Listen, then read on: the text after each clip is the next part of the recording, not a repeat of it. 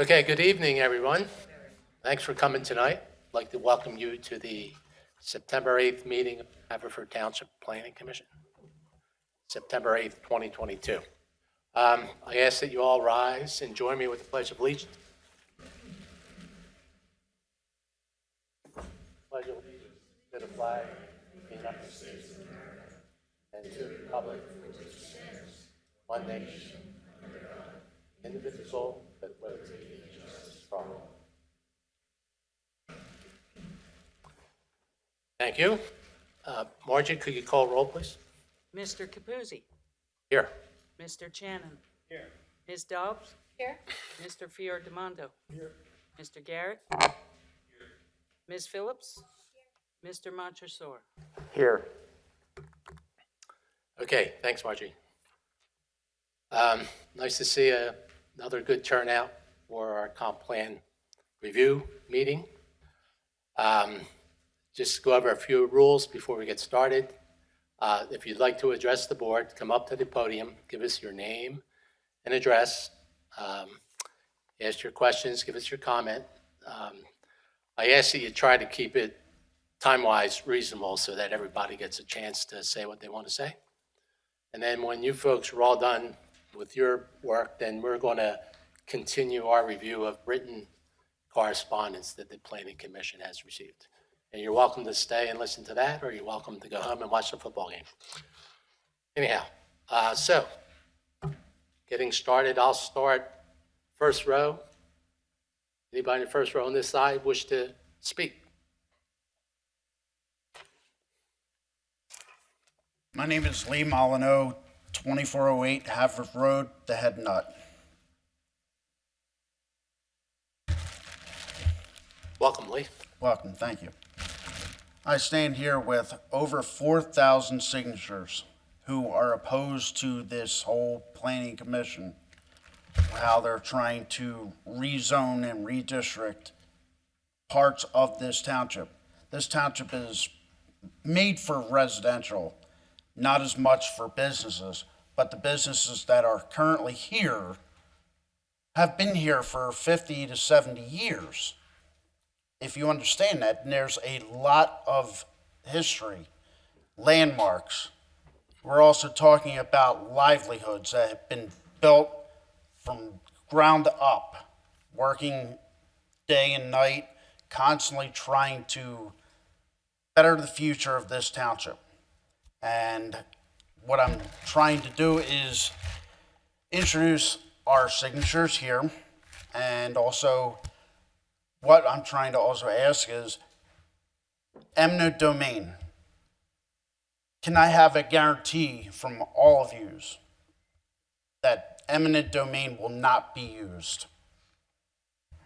Well, there's nothing in the report that suggests that eminent domain is going to be used, okay? I know as a planning commission, we only make recommendations to the Board of Commissioners. They have the ultimate decision-making as far as eminent domain, and from my understanding, they're not looking to do any eminent domain either. But as far as a guarantee, this board can't guarantee anything because we don't have the authority to do that. But when this plan goes before the Board of Commissioners, that's a question you certainly can ask. But That'll be Monday night, correct?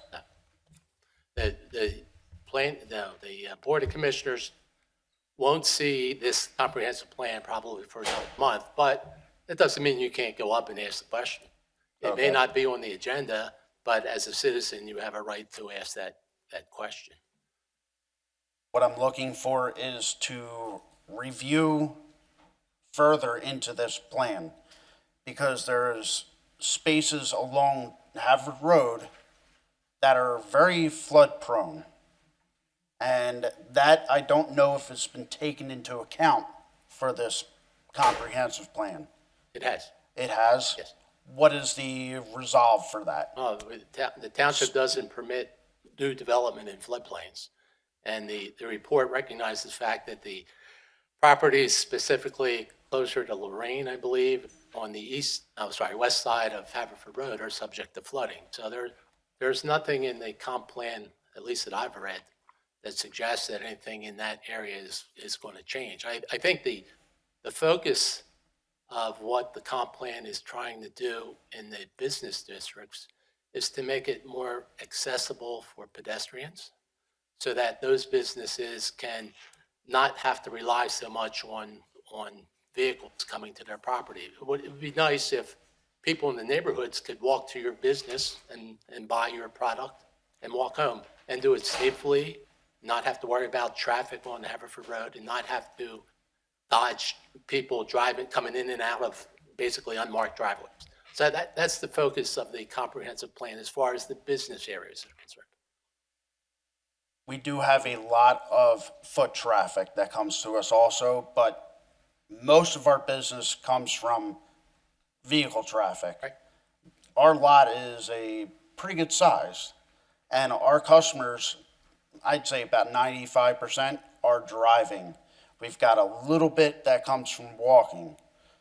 That would be a big problem if we wind up with less parking, and it would economically hurt our business. Again, And okay. we're looking to find an alternate for that.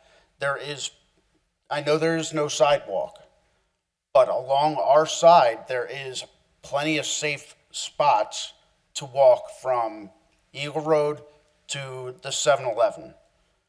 It has a nice little space that goes right directly down. It is not labeled as a sidewalk, yes, but it is a safe location for people to walk. And I think one of the suggestions in the comp plan is that area maybe be marked with a stripe or something so people know this is a walking area and people driving to the stores know it's not a place to park.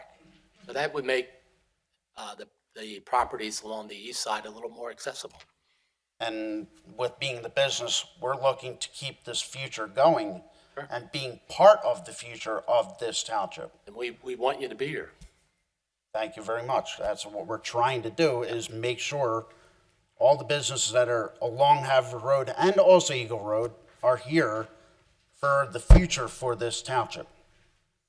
And that's why we have all of our petitions, over 4,000, to stop that from happening or maybe altering the plans of the comprehensive plan. Okay. As far as the petition goes, I don't know if you want to give it to Kelly Kirk, who's a township zoning officer, or if you want to present it directly to the Board of Commissioners. You might Okay. get a little bang out of your buck bringing it to the commissioners, but it's up to you. Okay, great. I will bring that to that meeting. Thank you very much. Thank you for coming up. I'm sorry, Angela, can I ask one question? Sure.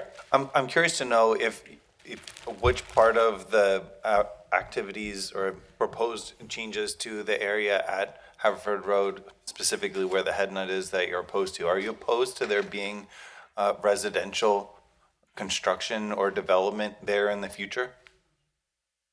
That is not designed for that. That's been zoned as commercial use. And that's how it should stay, because that is an entranceway into the township. If you look on Haverford Road, there is plenty of residential and there's plenty of apartments also right nearby. The SEPTA parking has a lot less parking now because of COVID.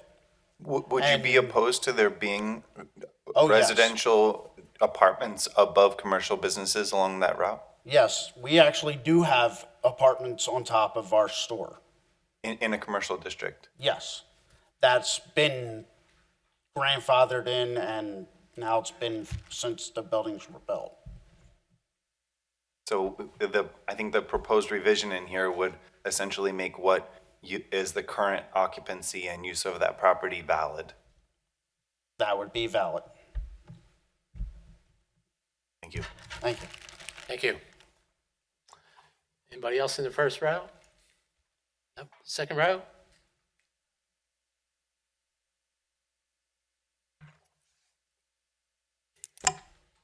My name's Felicia Coffey, and I live up on Merwood Lane near St. Denis, 2403 Merwood Lane. I just was wondering, and forgive me if this is appropriate, can you tell us what's in the proposal? Because I have a lot of hearsay going on. I'm not sure if people in the room are more informed than me. I'm sure they are. But what is in the proposed plan for Haverford Avenue? Could you explain that to us? Basically, Haverford Road,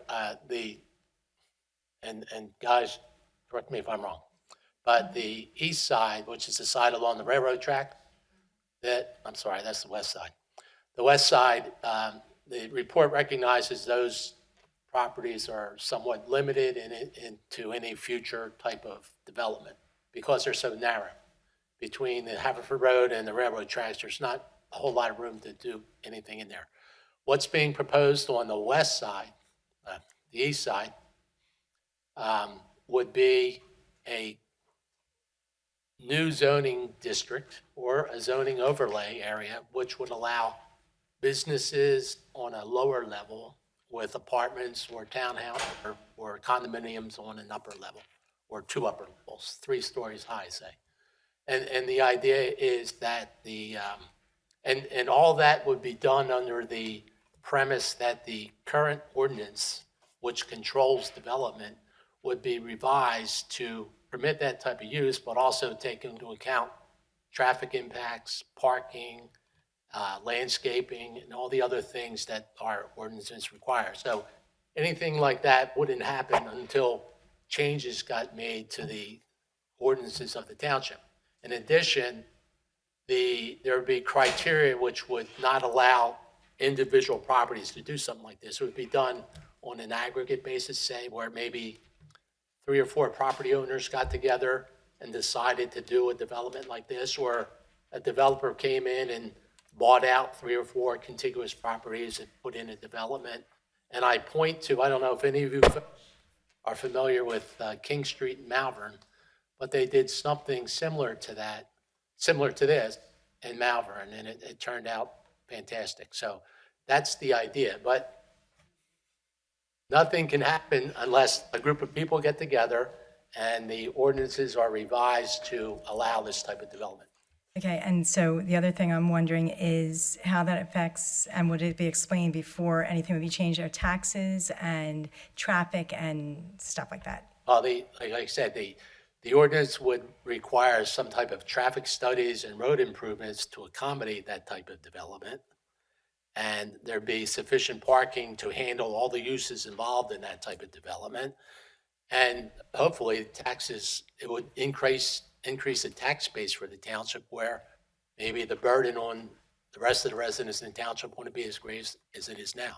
I mean, it's a way to increase the tax base without burdening existing residents. And then what happens to the businesses that are there currently? Well, I mean, if they want to stay in their business, they can do that. They don't have to sell their property to a developer. They don't have to agree to this type of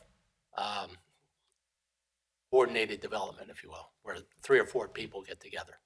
But most of those properties in there, I'd say, are, a half acre in size at the most, if they're that big. And a development of this nature might require an acre of ground. So it can't be done on a lot-by-lot basis. It has to be done spread out over 3 or 4 businesses or properties. So unless an individual property owner if he's not interested in doing that, then he doesn't have to do it. Okay, all right, thank you. Yep. Okay, anybody else, second row? Yes, ma'am.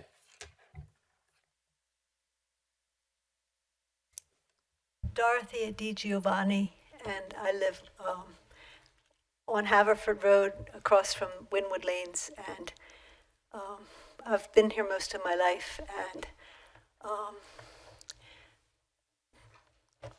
my question has to do with Haverford Road,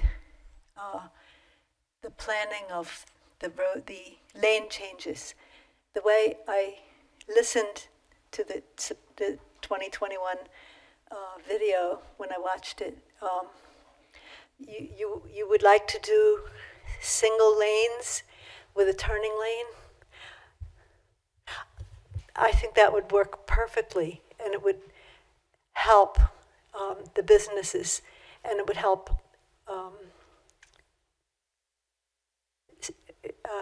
ensure safety to, and because right now it's very cumbersome to drive through there.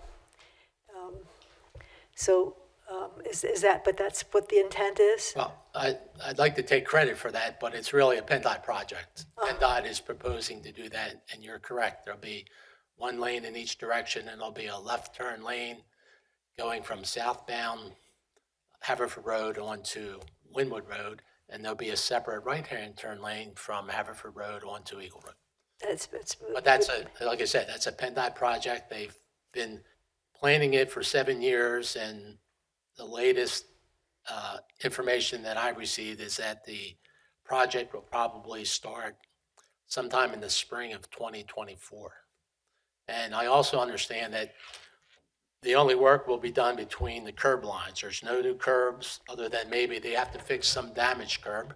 They may have to put in some new handicap accessible ramps. I'm glad you. But the rest of the yes. work is mostly lane striping and signage.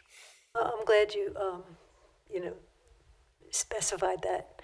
The other thing is, what I read and heard about Eagle Road between Darby and Lawrence. It works perfectly, and it's so Havertown. I mean, you have the little, the little houses that turned into businesses, as was described. No one is inconvenienced. I am not a confident driver, but with the 2 lanes and the turning lane, I am happy to turn into Orner's and park and feel relieved. I don't want a parking garage, and no one who walks on Eagle Road, people are there to shop. The whole character to me of Haverford Township and why people flock to live here is because it's residential. We want to pay higher taxes than places like Lower Merion that have more business. Why are we wanting to attract small business, more small business? I mean, people can travel to the city. The public transportation is wonderful. I don't know why there's proposals to build more business. But yeah, I can't. It's a concept that the steering committee developed, and as I said, it's a recommendation in the comprehensive plan. We as a group still have to review and think about that, but we feel that it's important to try to eliminate the number of driveways that come out onto Eagle Road. Every time you have a driveway coming out on Eagle Road, that's a potential location for an accident. So in that stretch between between Darby Road and Lawrence Road, there must be 60 driveways. And that's 60 locations where people could have an accident. Plus, if you're walking down Eagle Road, and a lot of people walk down Eagle Road, it's not safe. I mean, when you come to the driveway, you got to go down a dip and then come back up on the other side. So we're trying to make it more friendly so that people in the surrounding neighborhoods, if they want to go there and shop, they can do it. The whole time I've ever lived here and driven and used those businesses, I've seen and felt only courtesy from other drivers. They know what the situation is. They don't cut each other out. They let you do what you need to do because it moves slowly during rush hours, but it moves. And I think that the same thing would happen at Haverford Road. Right now, you have nothing but cars trying to cut each other out between Eagle and all the way up to College. They're just trying to cut each other out till they get there. So if you do the 2-lane with the middle, that would enhance everything. But I would like to not see so much development because Havertown is perfect the way it is. And that's why people flock to live here. Okay, thank you. And we do have the email that you sent us. Good. Thank you. Third row. Yes, sir. My name is Nick Maroli, Haverford Road. The question is, some of the proposals that I've heard is that they're going to put low-income housing And some of those apartments, are we talking Section 8 type housing where it's going to bring, I think the report mentions, possibility of affordable housing, but there's nothing about low income or Section 8 I thought it said low income. So affordable housing means housing that people can afford. who can afford houses today, right? Unless they're low income. Again, referring to the project in Malvern,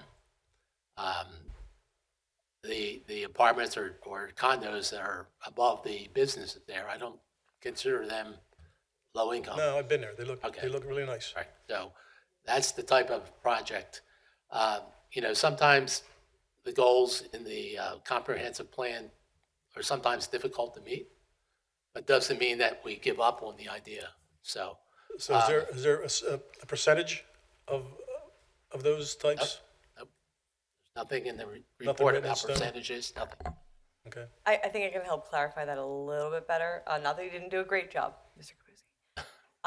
But what we're talking about is a range of housing options based on, their affordability, not necessarily low-income housing. It could be, I don't know.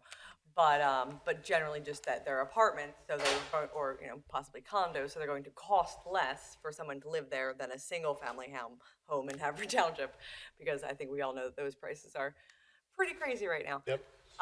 So, when you have a range of, giant mansions and then a, regular normal kind of Havertown-sized house and then a twin and then, townhomes and then apartments. So you're just creating a larger range of housing options for people that have lower incomes that may not be able to afford a single-family dwelling. Well, my issue is that if you're talking low income and you're talking these affordable housing, that's probably subsidized by the government. No, we're saying more affordable. How about that? Is that a better phrasing?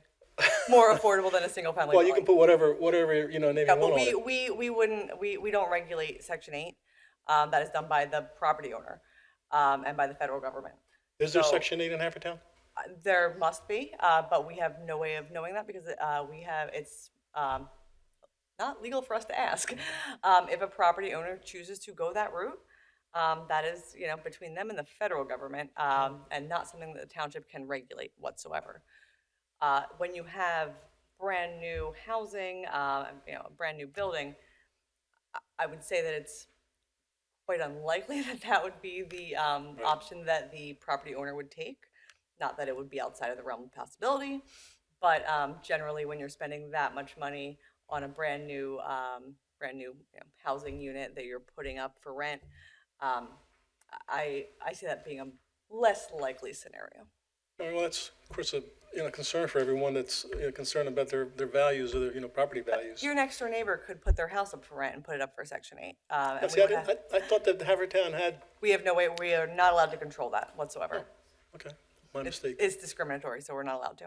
Okay, thank you. Thank you, Nick. Okay, where were we? Row 4? Row 3?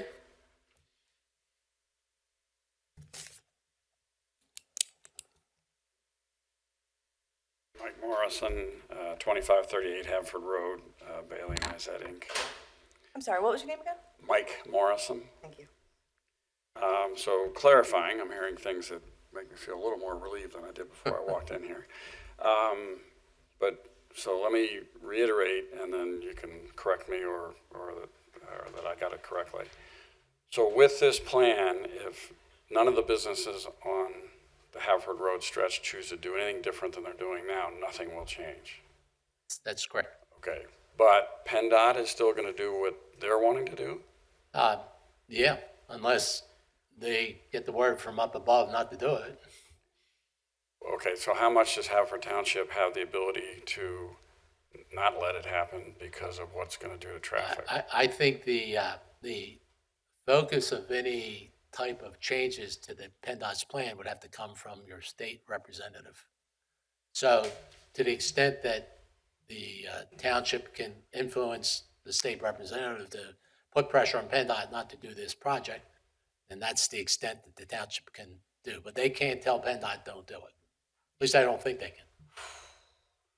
So the reason, and I only know this from having my partner George Izet letting me know this, is it's severely lacking in parking and a sidewalk because PennDOT long ago came along and took the road that was and made it 4 lanes and, You own a business on Haverford Road? I said golf. Yes, And I okay. said yes. Has PennDOT been in touch with you to ask for additional right-of-way? No, well, then they're not taking any. Well, they already took it. Well, I'm That's saying what they're not saying. asking for any more, so, Well, okay, but I'm saying where we are now is because of that. Right. And if you are familiar with it, fine, but it's, has been not easy for our business, given the fact that technically we're not allowed to back out on a state road, but that's the only way to get out of our parking lot. But anywho, you're on the railroad side. we're on the railroad side in the floodplain and we Okay, deal with it. so like I said, we're not really looking to change anything on the west side, other than, like I say, if you want to provide a strip for people to walk behind the curb, that they can walk safely, that's fine. Well, people walk across our parking area Good. daily, so. Mike? Yes. What is your business? Bailey and Izette Inc. We've been there since 1946. They make golf clubs. Custom fit and custom build golf clubs. So right between Orsini's and the Head Nut, we're sort of in the middle. So anyway, but it's just the idea of the homes or the additional residents. Parking already down there is tight. And today I was looking out our front door window and there's cars double wide parked waiting to get through the light. If that's single lane and we do have our customers drive into us, it could be that, okay, we're not coming down there at 4:45 to pick up golf clubs because it's 2 blocks long back up all the way back beyond the 7-Eleven. We had someone come in our last meeting and said that there's no problem down there now since COVID. That the traffic is not a problem anymore. Well, as I was thinking, let me take a picture and show you. But I mean, I don't disagree with you, Yeah, so but we hear, it's still dicey at around 5 o'clock to Yep, do that. I would And imagine. in the morning, fortunately, I come a very short way to our building, the people going out towards Bryn Mawr are sort of having an ordeal, et cetera there. But anyway, And you think it'll be worse if they have a center lane that goes through and a right lane that can turn onto Eagle? well, the issue right now with the flow is there's a ton of the right hand that's going up and over the bridge. And then people going straight or trying to turn left or keep going straight. And in the mornings, I have to go over to Ballet Golf Club because we do outdoor fittings, and that's a chore getting through that light. And I don't know how 2 lanes down to 1. Again, well, it'll be 2 lanes to 3 at the intersection. Oh, I get it. Okay. But the people waiting to get to the intersection are Right. now not going to be 2 lanes of traffic, but 1. And so I take the 2 lanes that are in front of our building and take half of that and say, you guys can't be in a lane. You got to be back there. They're all the way back to the 7-Eleven. I think it's going to, the lanes, the middle, the Well, second. but this is PennDOT, so I guess this really doesn't apply to, but more people in that area, it's just in general, parking's tough in our little. For what it's worth, they did a traffic study several years ago, and they think that these types of improvements are going to make things a lot better. It'll reduce the amount of time people have to wait at the light. That's the results of the traffic study. Okay. Trust the science. Mike. Back on. Thank you. Okay, next row, 1, 2, 3, 4th row. Nobody? No brave souls? Good. Next row? Yes, sir. I just have a quick question. I own Your name and address, please? Paul Singh, 101 West Eagle Road. That's where the UPS store and the Señorita's Mexican restaurant is. Only. So my question is, on my property, I have parking and a sidewalk, and we have a center lane already on that corner. In your visionary plan, is there anything that's going to impact my property? Only if you sell it. I forget the street names there, but there's. Grassland. Grassland, and what's the next one down? Where the 7-Eleven is? All right, well, take that whole block, whatever it Right. is. And the idea of the comprehensive plan is everybody in that block would sell their property to a developer. He'd come in and build a building with commercial on the bottom floor and residential on the top floor. That Or- already exists on my property. I'm saying, if you don't want to sell, you don't sell and you stay where you are. Okay. Okay? All right. There's nothing in the plan that says you have to do this. There's nothing in the plan that says the township's going to come along and make you do it. It's entirely your decision. I got you. Okay. The notion was that, this is being forced upon. That's why I'm here. Yep. So, Nope, if someone comes along and offers you $5 million for your property and you say, hey, time to retire, then you do it. I got it. Okay. One other comment that I wanted to make about your affordable housing. With the materials and the markets the way they are right now, is it possible for construction developers to make affordable housing? The reason I say that is because I'm a developer. I just did a commercial projects, 5 minutes from here. And with the costs the way they are at this point, is it even viable to make this kind of housing that you are describing? That was exactly my point, is that somebody that's building new construction, it's unlikely that it would be Affordable. extremely reduced housing, but it's a more affordable option. It's a reduced option to a single-family house. So you just need to, we're required as a township to provide, to make sure that we're providing a range of housing options. So that's all this is just, and again, this plan is for it's a guide for the next 10 years. So we're not talking about today, tomorrow, next year. We're talking about, a 10-year span where we're saying this is what we're looking to do, we're looking to have done in these areas. We're not forcing anybody to do it. But if somebody were to want to come in, if a developer were to want to come in and develop, these areas, that would be something that we'd be looking for them to do, is have, commercial or non-residential on the first floor, and then residential on the second floor, which provides just more housing options for the community, not necessarily, affordable or low-income housing. You got it. One last thing. So if a person were to redevelop their own site, for example, I have my space there. You can't, it wouldn't be allowed. Okay. Can't be done on an individual property basis. The ordinance for it to work properly would be have to set up where you would have to have at least an acre of ground to do something like this. Okay. Okay? It wouldn't be where you could do it and whoever's next door to you could do it. We would be defeating the purpose of trying to eliminate all those driveways onto Eagle Road. And we may not create the pedestrian-friendly environment that we're trying to create. Well, did you have a different redevelopment idea in mind? You were starting to ask if you were to redevelop your property. Yes and no. I mean, the point I'm trying to understand or comprehend here is that, I have, I think 90 foot of frontage on Eagle Road. And for me to blend into what you're trying to conceive here, if I wanted to, if the money was there at one point. I mean, is that possible? But you said that's not possible under an acre. Well, the regulations haven't been written yet, okay? Got So the idea is in this book, this Right. comprehensive plan, but the nuts and bolts on how to make it work come later.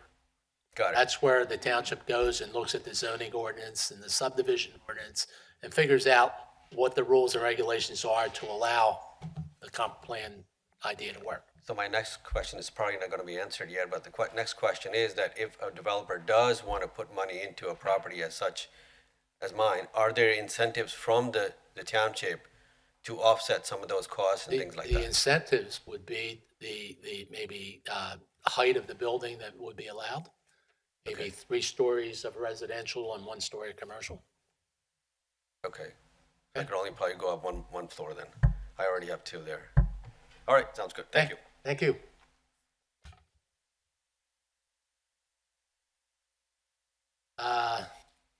That row, anybody else on this side of the room? Okay. Yes, sir.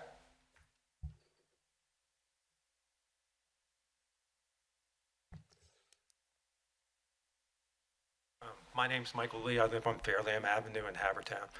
I just have a couple basic questions, and it's been a while since I've read the report. I think they mentioned in there the township will be hiring a full-time employee to try to implement this plan.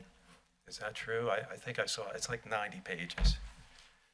I thought that was in there. I don't know, when you say implement the plan, I there's think so that- many things that have to be done.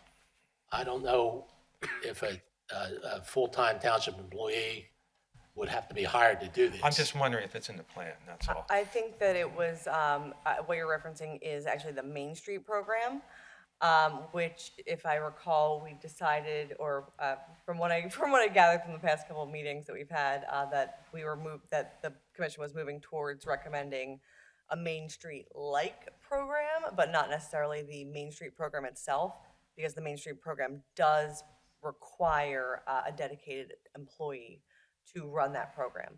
I don't know that that was something that that the commission was looking to recommend, and more of a hybrid type of program. I know that was one of the recommendations from Discover Haverford, that we not move forward with the actual Main Street program itself, but use their ideas and try to implement those in the way that we felt fit our township, but not necessarily to implement the entire thing and go for the Main Street program designation. Well, when you put your recommendation forward, will you be taking that out? Because the Yeah. thing's like 90 pages, with the attachments and all. It's quite a lot of stuff.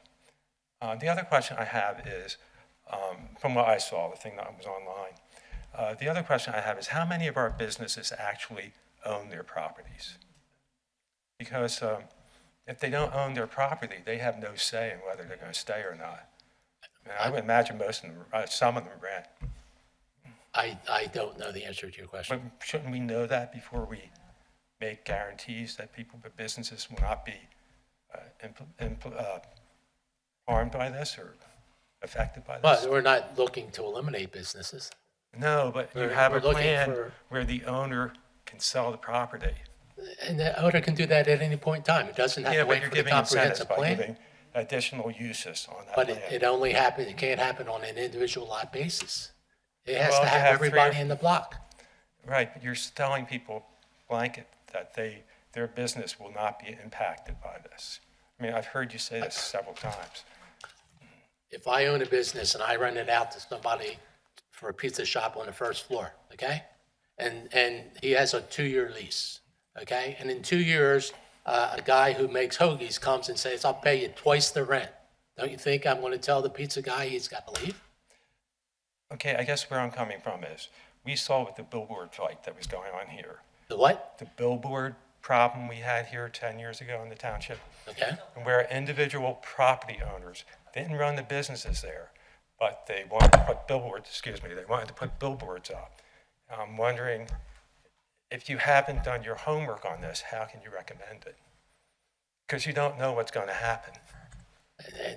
And I say that, in my opinion, okay, I think something like this would be a benefit to the township, okay? I think leaving it Eagle Road the way it is just a mistake. If we have an opportunity to do something different there, I think we should take advantage of it. Well, And again, it's not going to work unless everybody agrees to it. Well, I go up and down Eagle Road quite a bit, which is one of the reasons why I'm here. And there's a lot of traffic problems there. It's slow. And, I read about traffic calming. Well, everything PennDOT does screws stuff up. I'm sorry, they have an agenda. And what we want to do is get home to our families and be able to get through town. And the other comment that I have is, we're talking about having fewer driveways there. On Eagle Road, there's like no space to put anything else in. So you're going to have people come in one part of the thing, go out the other. We're going to have a whole bunch more traffic lights. I mean, what are all these traffic calming techniques going to be? And see, this is the type of stuff that residents really need to know. I don't see the detail here. Now, the plan is not a detailed plan. I'll admit that right now. It's a guideline. It's a blueprint. I mean, maybe the idea doesn't work. Once you get into the nuts and bolts of it, maybe it doesn't work, and then it doesn't get adopted. But it's for now, it's an idea that the township may consider to explore. Okay, well, they're just my questions. Thank you. Thank you. Angela, I Yes. could just add, I think it's worth repeating because we have different people at different meetings. The comprehensive plan is aspirational, forward-looking in nature over 10 years.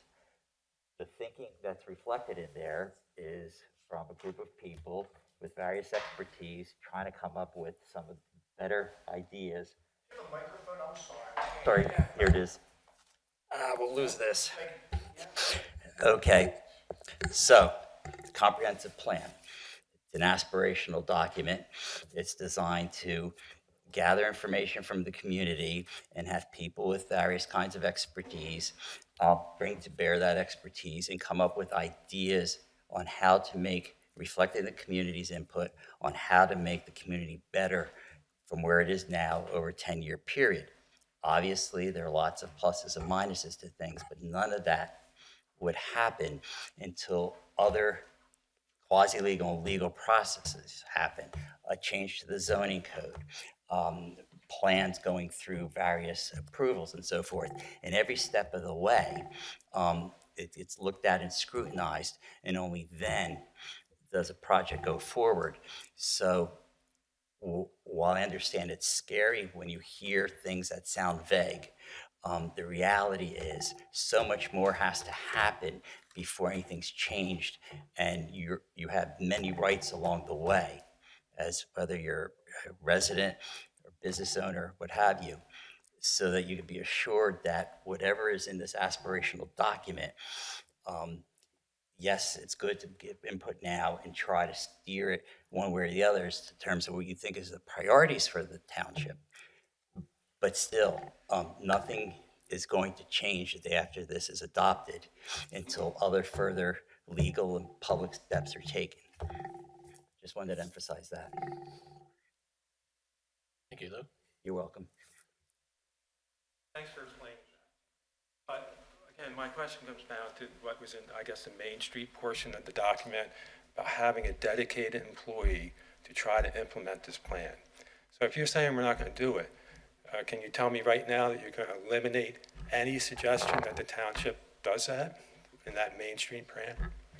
You're talking about you're hybrid. confusing Main Street with what we're proposing. Well, on it's Eagle in the Road. document. Right. Main Street is a completely separate idea. Okay? Has nothing to do with Eagle Road. Main Street, give me an example of it. Kelly?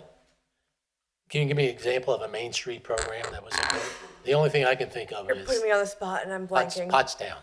You look at what was done in Pottstown years ago. Okay, maybe I'm misreading the document, but that's, and it's very detailed. I understand that.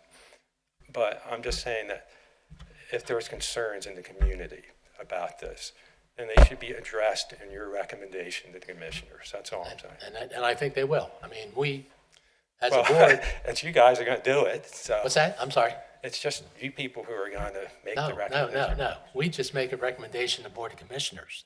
Board of That's right. Commissioners make the final decision. Oh, I agree with that, and that's why I We have to specified the talk among recommendation. ourselves. I mean, we've been sitting here, this is our 5th meeting on this subject. We've been sitting here I would have been here listening. the first meeting, but I just didn't know about it. All right, we've been listening to everybody's comments. We have at least 24 written comments to look at that people emailed to us and things like that. And we'll take that all into consideration when we make our recommendations to the Board of Commissioners. All right, well, thanks. The discussion of the Main Street, Michael, the discussion of the Main Street plan is in the bottom third of page 18. As I read it, I mean, I appreciate your thoughts. on That's a this. concern. That's why I'm asking you guys. I It's a mean, good I read it. concern. It's a Yeah. good concern because it would involve spending money and having a manager And have- responsible. And having somebody pushing the plan. And that's what concerns me, because if you have someone pushing the plan, it's no longer this thing that's going to happen over 10 years and If I can- spontaneously come up. Well, If I can jump in really fast to explain what a Main Street program is. it seems, One at a time. Go ahead, David. as I read it, maybe it could be made clearer, but as I read it, it says the Main Street program would involve hiring a manager, full or part-time. However, the plan seems to be saying we would like to get funding from the state for that manager. Kelly, correct me if I'm wrong, but the idea is to get funding through the Keystone program, and as of now, that funding isn't there. That's how I read this. Okay. Is that fair? From what I've gathered from previous meetings, especially from some of the input that we had from Discover Haverford, is that neither they nor necessarily the township was interested in fulfilling the requirements for the Main Street program, which does require that employee to be designated. Which is why we were saying maybe do a hybrid program of like taking the ideas of a Main Street program, but not having to fulfill the requirements to be designated with a Main Street program. So in that case, no, not having somebody designated to fulfill the program obligations. And if I can just provide further clarification, the Main Street program is think of it like more of a standalone economic development arm that's specifically targeted with implementing the programs for the Main Street program. So this would not be a staff member that would be implementing the comprehensive plan. The agency responsible for implementing the comprehensive plan is existing administrative staff and the Board of Commissioners, who will then say, let's implement these specific recommendations. So the Main Street program is like an economic development program that would specifically work with businesses to develop activities and events, provide support and do economic development and targeted advertising and all sorts of other beautification, facade improvements. So the Main Street program is, you can just Google it, it's its own designation. And so what Kelly is saying is that to be a qualified Main Street program, you have to meet these program guidelines, one of which is that a manager has to be hired. But it sounds like we don't want to fully designate ourselves as the Main Street program.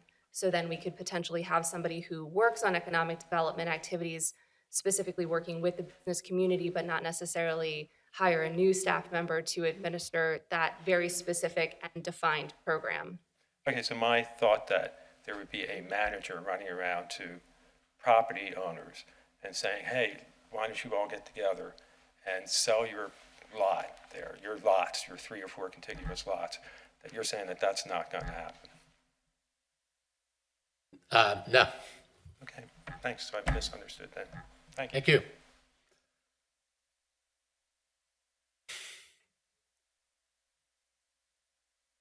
You got 10 seconds left, Nick. 10 seconds, I'm all kidding. right. I'm kidding. So, you made me forget what I was going to say. Now, the Main Street thing, how far along is that versus this thing on Haverford Road? How far? It's I mean, is it, they're it's both an idea moving on a along piece at of the same paper. time? Yeah, it's an idea on a piece of paper. It may not happen at all. 'Cause I had It may heard- happen, if it happens, it may happen 10 years after Haverford Road. Who knows? Because I heard that Main Street on Eagle Road was years ago. Main Street on Eagle Road. Well, isn't that what you're talking about, or Eagle Road, where they're gonna cut down the beautification on Eagle Road? Isn't that, they're gonna take some sidewalks and they're gonna do all The this other township's done stuff? some projects in the Oakmont section on Eagle Road. They put in some trees and planters and fixed up the sidewalks. They did it on Brookline Boulevard. But the Main Street program is a little more involved than that. And that is on Eagle Road? No, It isn't, where is it? no. We don't necessarily know where it is. I don't know where it is. We have to Township find it. doesn't have a Main Street program right now. Wow. It is a special designated, it's like its own kind of entity. So you and guys we wanna don't spend have this one. money, you don't even know where you wanna spend it. We're not spending any money. Well, you're gonna spend some money sooner or later, but you don't even know If where. we won't spend money until we know what we're doing. Okay? It doesn't look like you know what you're doing, I'm sorry to say. You know, you're gonna have all this money, given to you by the state, and you don't know where you're putting it. No, we don't have the monies from the state. There's no money. We Okay, haven't applied for any money. you haven't. So, because the idea with the comprehensive plan, like Lou explained, it's idealistic in nature. And so we're laying out ideas that we think could be beneficial for the township, but none of this is implemented when the comprehensive plan gets adopted. So the zoning doesn't go into effect that's discussed. That's a whole other process that we have to then think about. And that's where more of that kind of research to the other gentleman's question about how it will actually impact, because once we actually start writing the zoning language and understand when we say, okay, lots have to be this size in order to aggregate them to do anything in the future, that gets ironed out in the specifics when we actually write the code. Well, it So- just seems like you're scaring a lot of people, just No, for but- an idea. Offsetting businesses, uprooting, businesses all over the place. And you don't even have, nothing in place. except an I was idea. under the impression that we're mandated to have a current comprehensive plan on a 10-year rolling basis as a Yes, township. the MPC requires that we have a comprehensive plan. Ours is woefully out of date. The comprehensive planning process was undertaken in order to update the future goals and priorities and ideas for implementation. So the fact that there is nothing set in stone yet is characteristic of what a comprehensive plan actually is, because it lays out the vision for the future. So the steering committee sat together and said, we would like to see some improvements. If there's going to be any changes, we would like to target these concepts for improvements to this area. To implement it, though, takes additional steps, additional public input, and approvals from a whole bunch of other people. So this is just laying out conceptual ideas as to what the vision for the future would be for the township, and then the targeted specific areas that the plan Okay. includes. Thank you. Thank you, Dick. Oh, you have to move to the back row and in.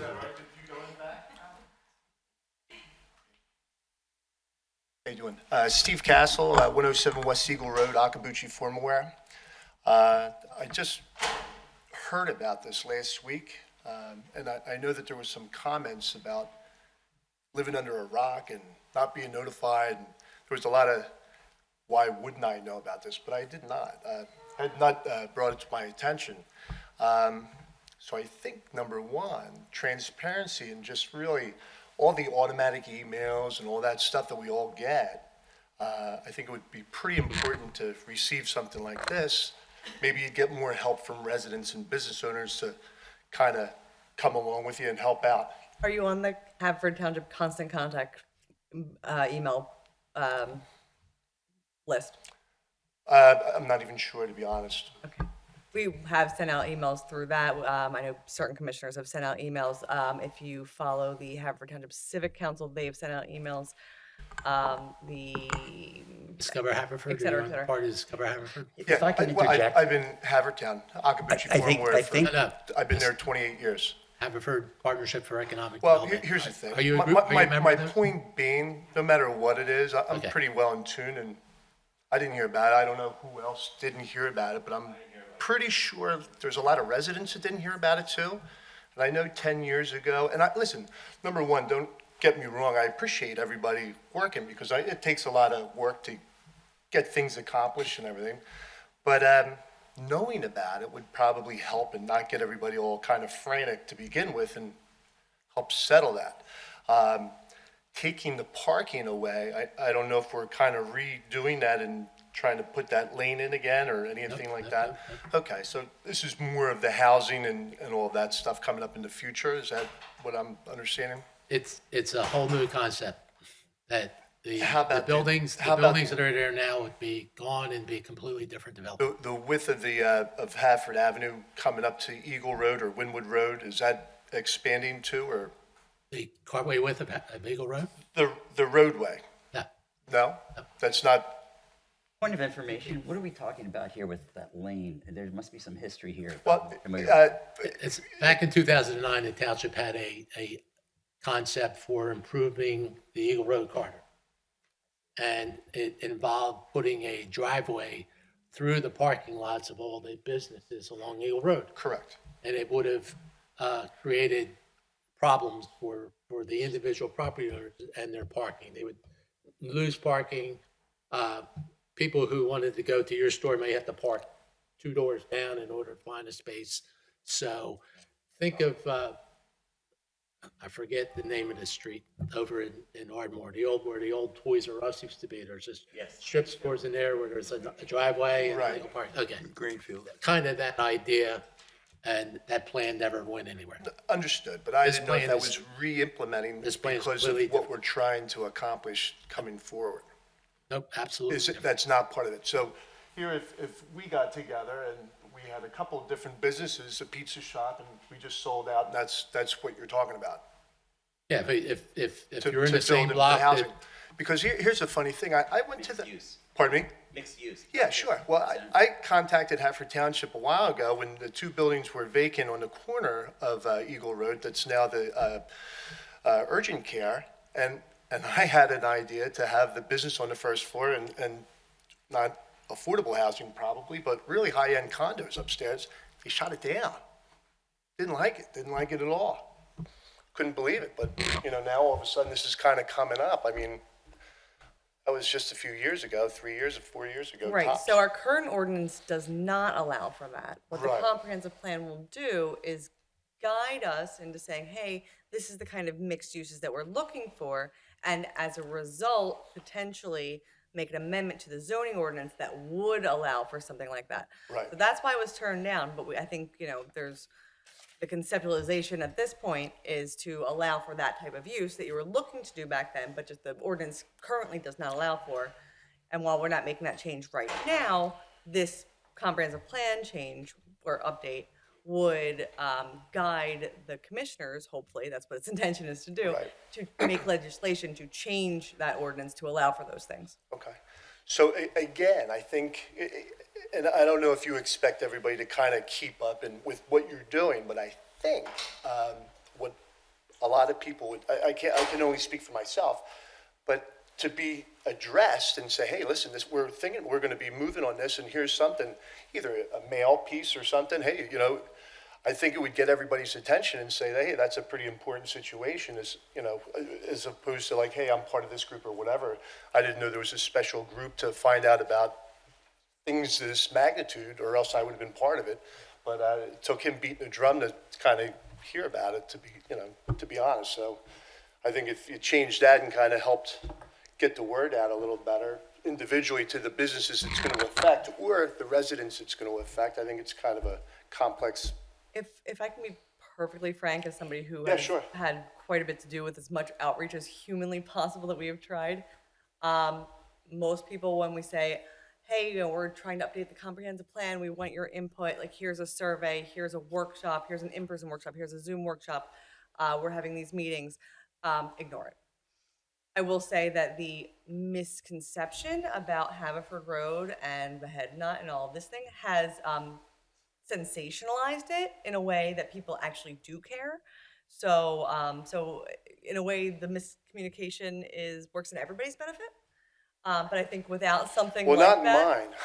Well, what I'm saying is- because 10 years ago, when the whole streets were going to be taken in our parking lot, that was a pretty upsetting situation. So it kind of felt like it was going in the same direction. But what I'm again. saying is that's something that has really brought the comprehensive plan to light, despite how much outreach we have been trying to do. Because people think comprehensive plan, what's that, and then trash it. We've had it in newsletters and emails and all sorts of things. Talked about it at multiple commissioners meetings, multiple planning commission meetings. Really done all we can do, but without something sensationalizing it, like the head nut saying we're going to be demolished. Nobody really paid attention. So Kelly, if anything, that's really been a huge, huge positive result of a miscommunication. Right. Well, he had some help with a neighbor that was doing the legwork. But again, with all the information that we have, with emails and, knowing everybody's business and address and everything, I just think that would kind of, and I get it because there's a lot of stuff you guys do, and I don't want to take up too much time, but, I just think that would help out a little bit. Go ahead. I just want to comment. I've lived in a lot of places. I've been on both sides of this equation, and on this side, it's very difficult to get information out to the entire population in a meaningful way. However we got to where we are, it now seems like we have the attention of a lot of people, which is a wonderful thing. The next step in the process, I think, is for all of us together to educate ourselves more about what a comprehensive plan is, where it fits into the system of how things are done and how the community moves forward. There are resources online where you can look those things up, just 1-2 pagers, and that way it will help, I think, people get more comfortable with what this is all about and understanding all the unknowns. And then also try to stay engaged, try to find out a way to sign up for an email or whatever it is that might work for you, I don't know, Twitter, social media, something so that you get some point of contact so that it's less likely you'll miss I'll things give you in my the future. email, and you can send it to me if that's what you want to do, but that's good. I appreciate it. All right, thank you. Transparency in this township seems to be a little gray. If you look at that, you were not informing any of the businesses and residents throughout the business district. If you look at the number of your 3,750 people you surveyed, where did that survey come from? Where did that survey actually come from? Who devised that survey? We're getting a lot of supporters for this not to happen. This is not about us fantasizing or sensationalizing the situation. We're trying to get the full truth, and it seems like transparency is not there. We're not being informed. This township failed to give us information about what is going on, about this comprehensive plan. As residents ourselves, I hear about these things from my commissioner on a regular basis. I heard about it long before the plan, as a member of the planning commission that I heard about it. I heard about it directly from my commissioner in early 2020.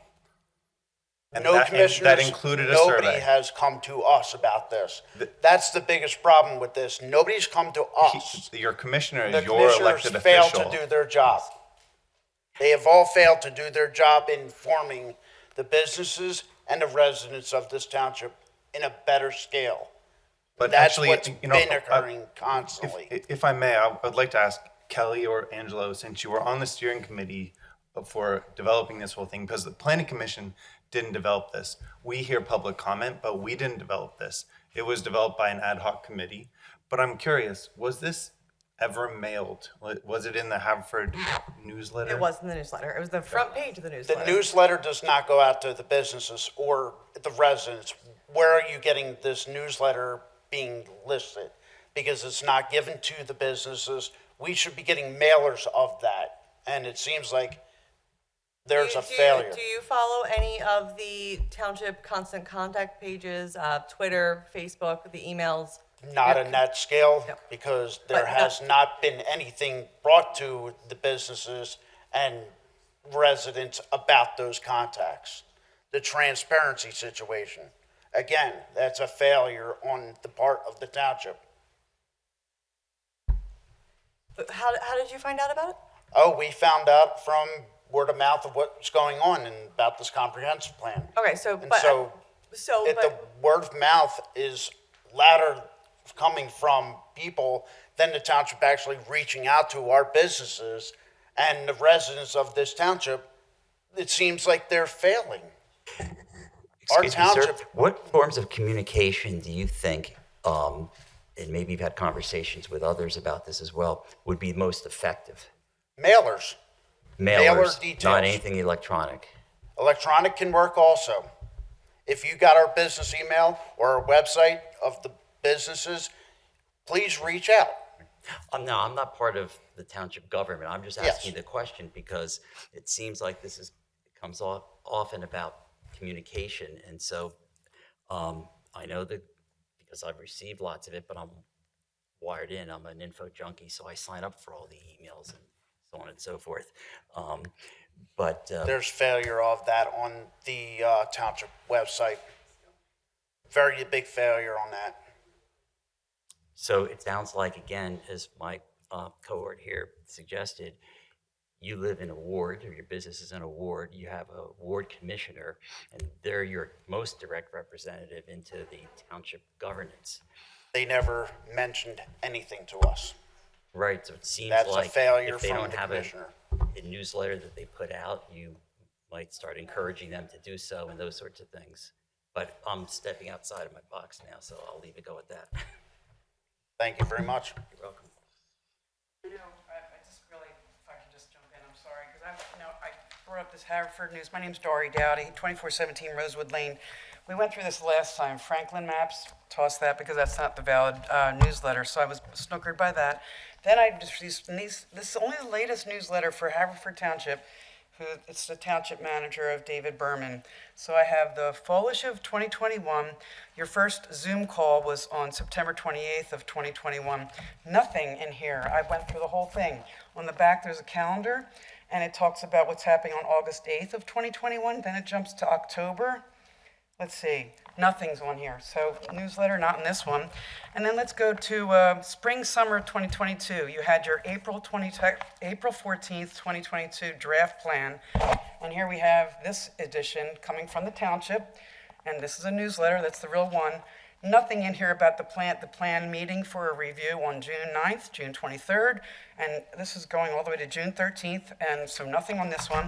And then we have the fall one of 2022, which would then incorporate, township offices are closed on September 5th, August 4th.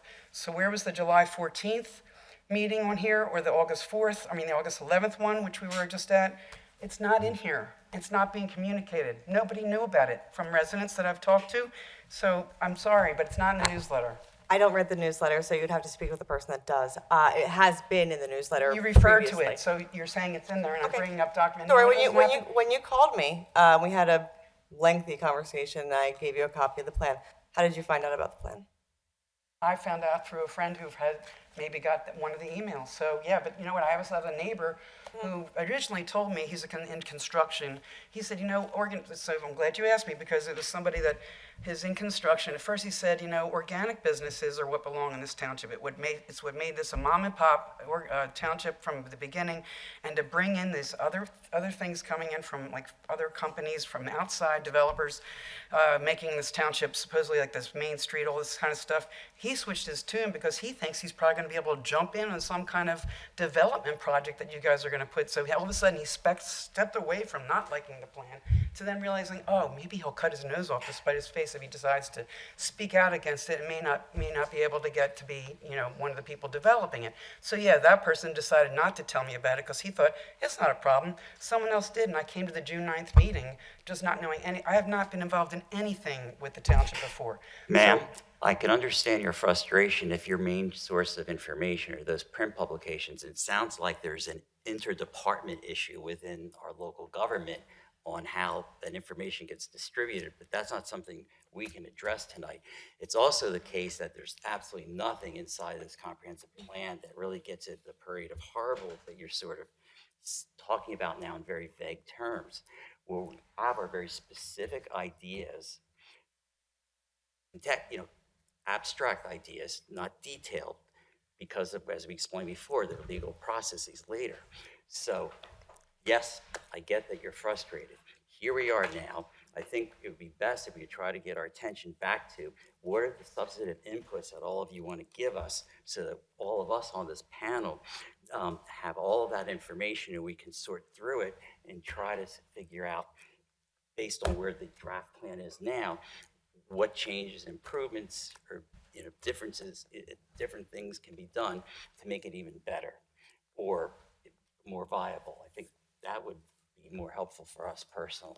Well, I know that in the July 14th, or maybe it was the August 11th, you guys ended up talking, and the consultant wasn't here, and I know some of the things that were said among you saying there's too much detail. We're supposed to be at the 30,000 level, and we get down to zoning ordinances, and I remember hearing that you had maybe mentioned that. So I don't really know how it gets changed based on the input that you get. I guess maybe if you can explain that between now and the 22nd, when this is going to be voted for approval, how some of these comments that you've been getting, including the ones from tonight and maybe the ones that you're going to be going over, how does that get incorporated? I'm not into engineering or planning or any of that kind of stuff. I just don't know. I have a problem with how it's been blindsiding for most of the people, and I get that what you're talking about. So let's address what's in the plan. But zoning is something that seems too detailed, is what. And in a lot of instances, the comments that are made might help us understand, in reading it, it didn't convey what was intended, or that leaves this unspoken inference, or those kinds of things, and then wording can change so that it clarifies things. It's that kind of iterative process in a document like this. Mm-hmm. So that's what we're striving to do. I've lived here for 30 years, and I guess I don't want to see people being blindsided by something they weren't told about, and I don't really appreciate it. I like this community. I've enjoyed living here. I plan to continue to live here, and if there's some things that can't be communicated, why haven't they been, to have everybody work together? Right. You guys are here to help the community. We'd like to be helped, and it needs to be a way that we're not feeling not separate from what's been going on. In paper, every single comment that's been given to us, so I don't even rely on it. Just feels like there's a barrier, that's all. So please take note of that. Thank you very much. You're welcome.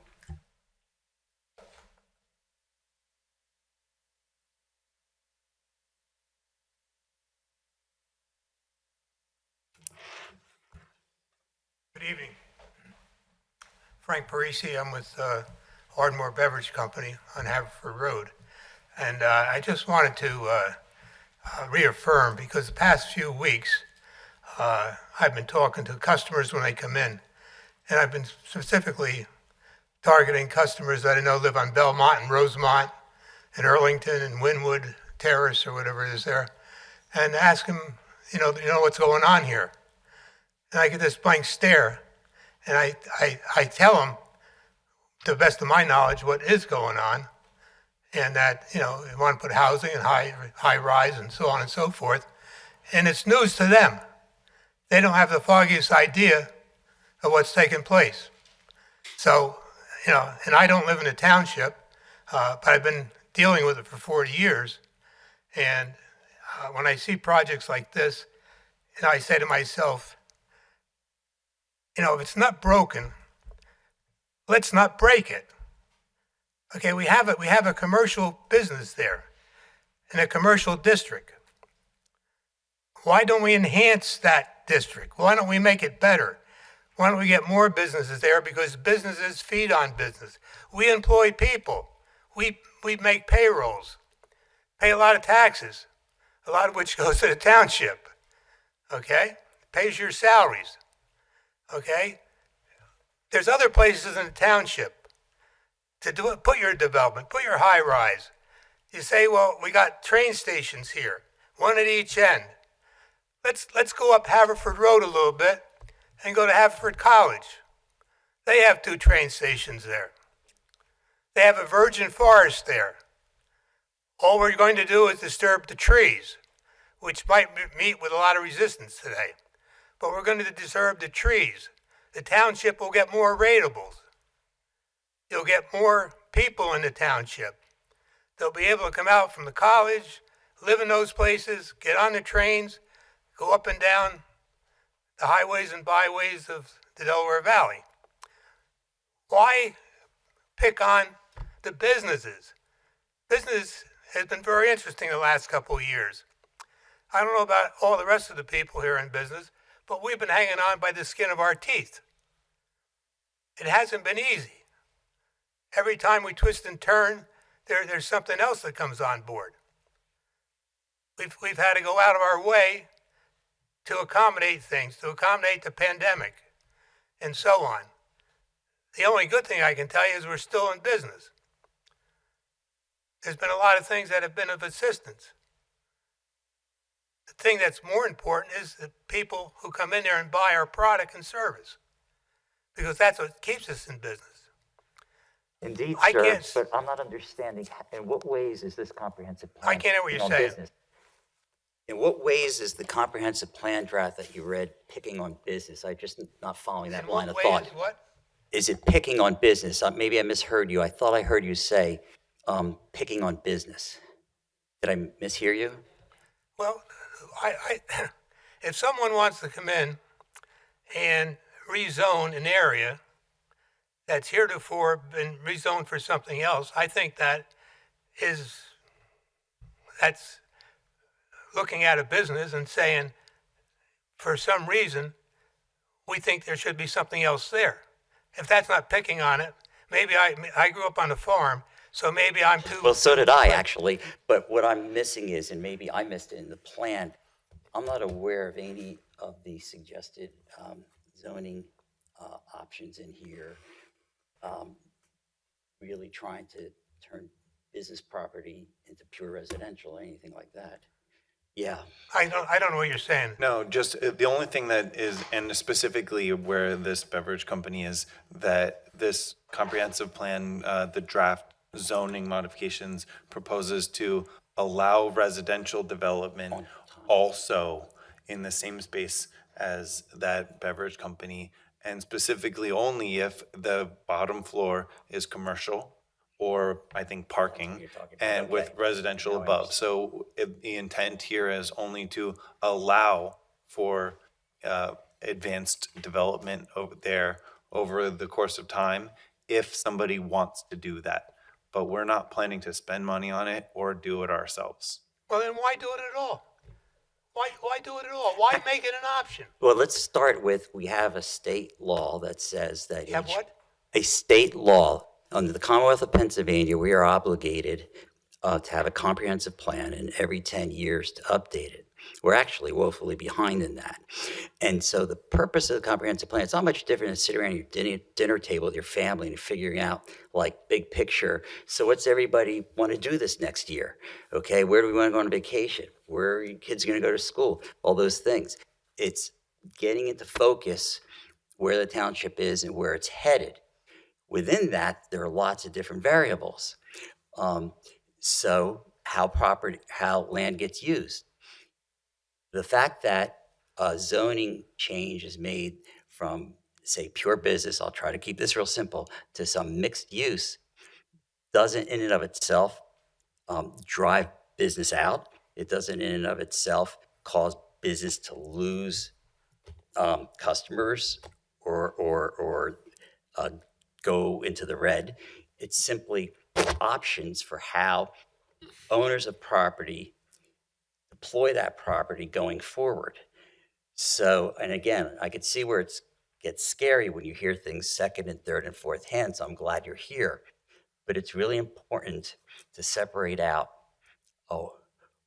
what's passively the concept versus some legal action that's being taken to affect your business. None of this is legal action would be taken upon the approval of a comprehensive plan to affect anyone's business. I just want to make sure that was clear. Can I also ask actually one question? Would you be opposed to residential apartments above commercial development on your property or on your neighbor's properties? Well, let me ask a question a different way. I assume you live in a township. Yes. Would you be opposed to a commercial business next door to you? Okay? Would you be opposed to that? I think you would be. Would you like a guy to have to fix cars? Okay? We're not looking to change any zoning, okay? We're not looking to put commercial and residential. All we're saying is, in the commercial properties, we would like those commercial properties to stay where they are in a different arrangement with residential on top. We're here to discuss the comprehensive plan. If you don't like that concept, then just say, I don't like that concept, okay? We don't need to know anything else. We have to debate. After we hear comments from the public, we have to debate and see whether or not, if there's so much outcry that this is a bad idea, then we might decide that our recommendation is not to include it. Please just say, are you in favor of this? You're not in favor of it, okay? You've been up here for 15 minutes, okay? I appreciate All your right? time. And I asked you to keep it short. So are you in favor of this type of development or not? I thank you for the time. I'll just say one more thing. I was born at night, but it wasn't last night. And this is just the tip of the iceberg, because once this gets put into place, watch out. Okay? Thank you. Now, again, keep in mind that we're here to discuss the comprehensive plan. I'm sorry, and I apologize for the township. We had nothing to do with who got what information, okay? I believe that there's some responsibility on my part to know what's going on, okay? If there's lists available that I can sign up for, I try to do that, okay? But we're beyond that. We are where we are. We're here today discussing the comprehensive plan, and I would like to have your comments on the comprehensive plan. If there's something you like, tell us you like it. If something you don't like, tell us you don't like it, and let's move on. We have a lot of work here to do, okay? Like I said, we have at least 20 written comments we still have to go through, and then we still have to debate it ourselves. So please help us through this process the best you can, and try to keep it as brief as possible, but don't feel like you can't say what you want to say, okay? All right? So, that being said, unless someone else wants to jump in, we're in the last row back there. No. Okay, we'll come to this side. Yes, ma'am. Good evening. Hi. I'm Christina Haas. I live at 245 Shawnee Road. First of all, I think there's been obviously a lot of banter back and forth. It's my understanding that everybody here is volunteers, yes? Yes, we are. So I think I really do believe we're all on the same side. I think we all care very much about the township and the future of the township. So certainly appreciate the work that has gone in so far. And the changes in the planning proposed. My concern, I've lived in Haverford Township for 15 years, been in the same neighborhood for the past 15 as well. My concern is, again, not the source of the information, right, and how we received it. I have a multitude of neighbors. I serve on the Luce Marion Golf Manor Neighborhood Association. We do a lot to invest in the beautification of our neighborhood and make sure that it's up to certain standards. I'm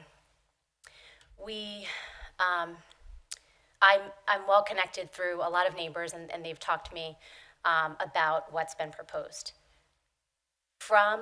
As a representative of the neighborhood association, I will say, from everything that I'm hearing, there is immense concern about the possibility of affordable housing. I understand the mixed-use concept. I know it's very successful in many places. I do think some of the traffic concerns that we heard here tonight are real. I will say affordable housing has a lot of different components to it as a definition. It's looking to household incomes that are at or below a median range. And that could be locally, that could be federally. So I'm not sure if when you put together the plan, if you are aware of which of those we would look to for this specific affordable housing sort of designation that we've discussed tonight. So that's my question. To cut to the chase, opposed to residential, right? I think the corridor that we're speaking about as businesses, as being walkable and maybe planting some trees and beautifying what it is now, great. I'm not opposed to change. I'm not fighting it. I think for me personally, the idea of 3 stories, mixed use, residential, certainly on and I don't know if it's north, south, east, west, we keep going back and forth about that, but the stretch adjacent to the head nut, who would want to, I don't know who would want to, have stacks of residential there. I don't know, all along that corridor. But back to my original question, do you know how you're classifying the affordable housing and what index you're looking to, whether it's local or federal? I don't think we're looking to index it at all. But generally, the definition of affordable housing is housing that is within housing costs that represent 30% of a person's household income. So to Kelly's earlier point, affordable housing and low-income housing are not at all the same thing. Correct. Low-income housing has subsidies, there's caps on area median income, it's defined, it can be on a sliding scale or not, but Looking to the mortgages or looking to the income? You're describing 30%. 30%, so whatever your monthly payment is on your home, whatever your take-home is, or if you just figure out whatever your yearly take-home is, and then whatever your yearly payment for your either 12 months of your mortgage or 12 months of rent, if that is 30% or less of your total household income, that's considered affordable housing. So affordable housing for somebody who has maybe a 2-person household and they're making $280,000 a year versus a household of 1 that's making $28,000 a year, that affordable housing is going to be vastly different. So somebody who's making a lot of money could own a single-family home that they purchased for $750,000 and it's still considered affordable for them because their monthly payments are less than 30% of their total household income. For somebody who's making less money, they would need to have a monthly payment that would be a lot less than that in order to be within that 30%. So the idea being is that when we have a mix of housing types, when you build new housing, that drives the new housing value is up because it's new construction and it's generally more highly valued, which then drives the cost of existing housing down. So the market forces in the way the housing works, and I mean, this is a really vastly interesting topic to get into housing policy, but when we're looking at it, it's really just 30% of your area median, or 30% of your average household income. And so by affording then, sorry, bad choice of words, by allowing then a mix of different housing types to be built in the township, a lot of the township is very much single-family detached on small lots, and then there's some houses that are single-family detached on larger lots, and then we do have a mix of other housing types on smaller lots, multifamily and the thing. Yep. So just by creating more housing types and a greater number of housing units within the housing stock, it creates then an ability for people to find a housing choice that's within their income range and is affordable to them in that they're not spending more than 30% of their household income on it. So when we discuss the rezoning then of that stretch, it's in the township's best interest, I guess, to build residential on top of the businesses. Well, the township isn't building anything. Well, to zone it that way, understood. Yeah. Right, to zone it that way for the, So there's another idea in housing policy and planning policy. It's called transit-oriented development, which means that there is there's a nexus between providing housing where transit options exist or transportation options exist, access to roadways, access to transit stations, and in pedestrian-oriented kind of manners. So by providing the mixed use, there's not a lot of market value in having purely commercial buildings these days.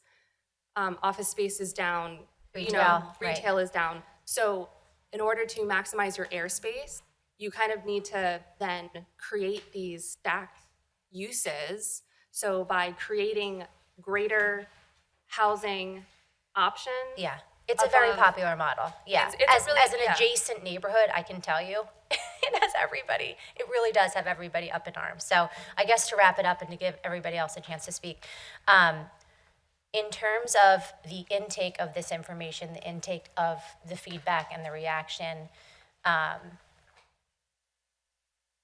the magnitude of that and the weight of that is, I guess, fill in the blank, in terms of your recommendations to the commissioners, the Board of Commissioners. Well, again, we'll have a discussion among ourselves. We're all residents of the township. We all have our opinions and Right. ideas. So we'll discuss those among ourselves, and based upon consensus, I guess, on what this board believes, we're going to make recommendations to the Board of Commissioners. We may say, we like this part of it, but we think this section needs to be rewritten or Yeah. deleted, okay? There are 400 homes in the neighborhood where we are now, and I can just tell you, in our little section, our little alcove there, and I can just tell you, I'm happy to be the survey monkey and provide you with whatever information that you need, if you would like additional input or reactions from at least our little corner of Haverford Township. Could you just explain, please, The what Survey is it Monkey? exactly that has everyone up in arms when you say that? I think it's this idea, once again, and it's an education on the definition of affordable housing, and I think it's understanding, when you read the definition, it can be alarming, right? Because it ranges from emergency homeless shelters, for example, to, some median level dual income family, right? So it's quite a broad swath, and I think, to go from one end of the spectrum to the other and imagine that it's right next to you is alarming. I mean, if you do the economics, okay, just think about it. And take Eagle Road for an example. You got Grassland and the next street down, whatever it is, okay? Let's say there's 4, 5, 6 properties, okay? The only way something like this could happen is if Understood. all those properties. okay. Understood. So if you're a developer, you have to go in and buy out each one of those properties. It's still quite a feat for the Okay. developer. And then the developer has to go in, demolish that, and build new, Yeah. okay? So if you were to do the economics, I would imagine that whatever apartments or condos he builds in there are going to be expensive. They're not going to be something for somebody that works at McDonald's to be able to move into that place. A la what happened up like on Cricket Avenue area on the other side. And I use Malvern as my example. Right, Okay. okay. If you look at most of the mixed-use housing that's been built in this region recently, they're all luxury condos. So we're not talking about ratty, student apartments. I mean, Yeah. they tend to be really luxury high-end. It's because when a developer builds a mixed use, their It's P&L, money right, they need to comes make it from the worth apartments. it. They lose money on the retail space, but they make money on the apartment space or condo space. So they make the luxury apartments there. And again, it's not that we're building apartments in order to be low-income housing. The apartments tend to be really, really nice. Again, it's where that market shifts is where you push on one, something else goes up. So the new housing is more expensive, which then makes existing housing less expensive. So that's just where the push and pull is coming in, and that. Which really makes me feel good, as you know. I really. Go ahead, Jane. You go ahead. I just disagree with that, what you're saying. I don't want to interrupt. Jane Hall, 161 Gulfview Road, Ardmore. Thank you all. Nice to see you, Mr. Capuzzi. I appreciate it. Kelly, good to see you. I was a commissioner. I was a third ward commissioner. I can speak to some of these things that maybe it's very difficult, and thank you for your dedication. This takes a tremendous amount of time. We are mandated by the state to have a comprehensive plan. We are long overdue. We are actually in violation in Haverford Township by not having one. So thank you for doing it. I think what has happened is that a lot of information has been, kind of whispered down the lane. I appreciate all your explanations. A comprehensive plan is basically exactly what you said, a chance to take a look at your township and see what you can do better, and how we can take the next decade and leave this place better than it is today. Some major mistakes have been made in Haverford Township over the last 5 decades. And we had, I won't go into it too much, but we had situations within the Board of Commissioners that was not always ideal for the township. And zoning went into place that wasn't good, and things happened, development happened that wasn't good for this township. We actually have an excellent Board of Commissioners right now. It's taken a very long time. I will give you one excellent example of something that people, the residents of this township, don't know. We did not have an accurate working financial department within our township, within the Board of Commissioners 25 years ago. We didn't have it. We didn't have the ability to borrow money. We didn't have the ability to go out and actually develop this township because we didn't have a bond rating. Now, I won't get into it. It's a little complicated with municipal bonds. We are now a AAA rated township because we have an excellent finance department.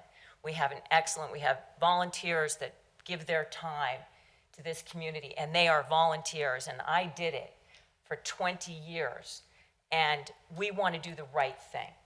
I think the best thing that you can do is get involved. I am thrilled to see you here, and I'm thrilled to have the input of the residents of this community. I've lived here for 38 years. I love it here. I wouldn't have been a commissioner if I didn't love it here. I love the Head Nut. I love that corridor. I hate Eagle Road. I think Eagle Road is a disaster. I think the zoning that went in there years ago was poorly, poorly designed. I love the business owners, and I love their zest and zeal and enthusiasm for this township. We do not have Main Street because we have what's called the Haverford Partnership for Economic Development. I started that with a group of people in a church basement 20 years ago.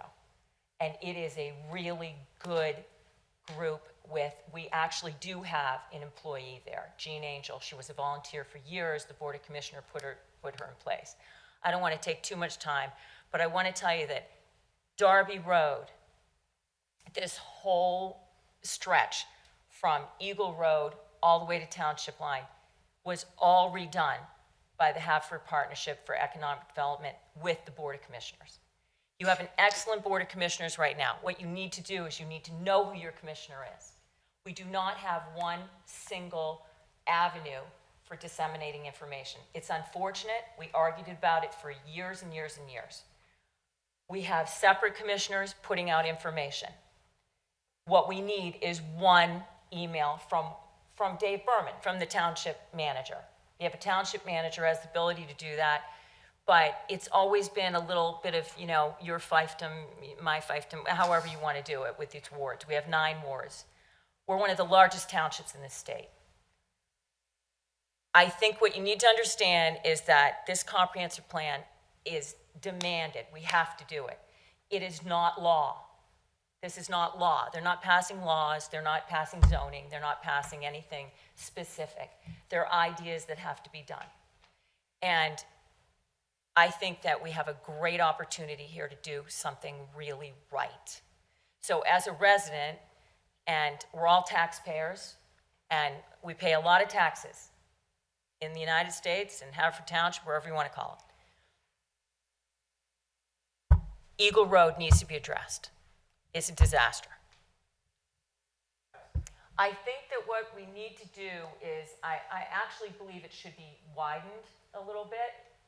I think that the lamppost should come out. I could talk to you for a long time about what I think. I actually was part of that group that wanted to do this straight through, and it was just an idea. It was never, but we went door to door to every business back, it was like 12 years ago, and we gave a flyer out so everyone knew what was happening. Everybody got up in arms. It was put away. But what I wanted to say was, as far as Haverford Road, I live in Marion Golf Manor. We have 412 homes. We have worked tirelessly for 17 years to have a neighborhood association. We take care of our circles. We take care of our plantings. We take care of our lighting. We do all of that. We all pay more into a fund to do that. We're highly concerned about Haverford Road. We always have been.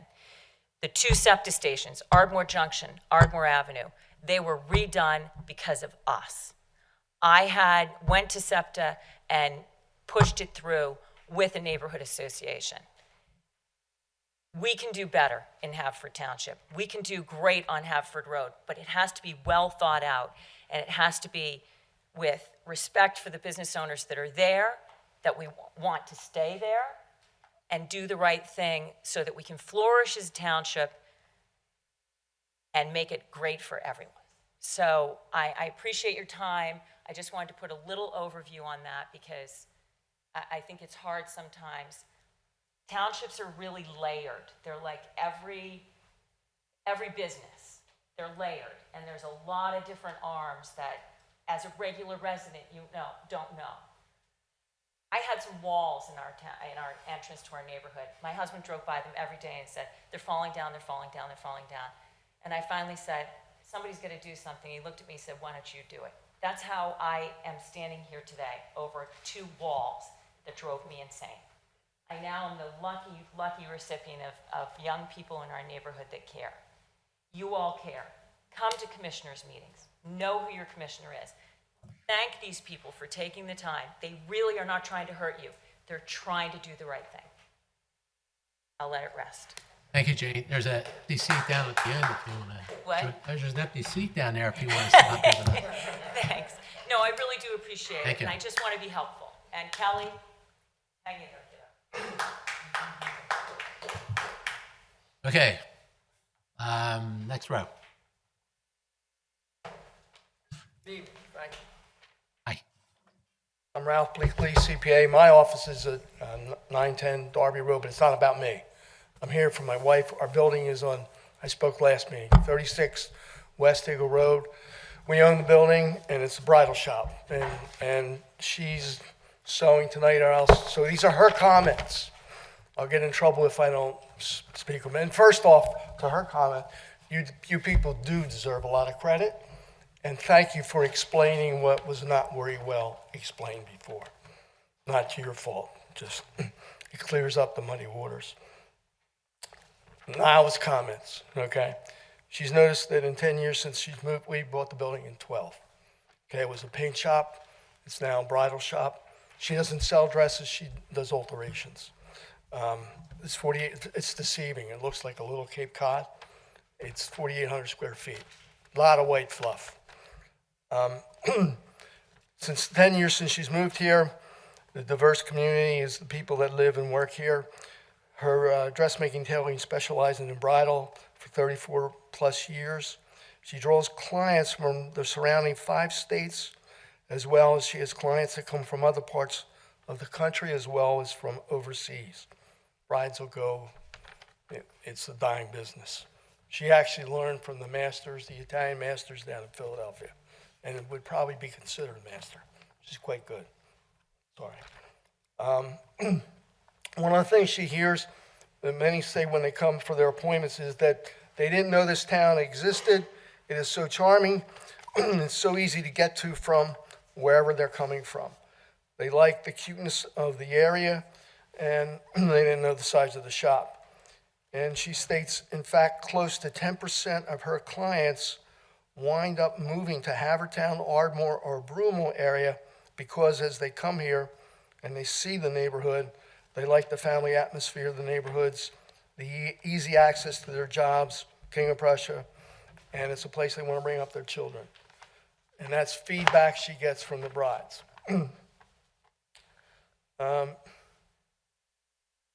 She also notes that at least 20 to 25% of her bride clients enjoy the many restaurants when they come in for a fitting because it's an event.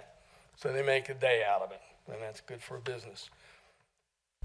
Our businesses have also survived through many challenges, especially in recent years with COVID, from being shut down and losing revenue for months at a time, supply chain issues, staffing issues, and yet they're still servicing this community, not giving up managing through the challenges.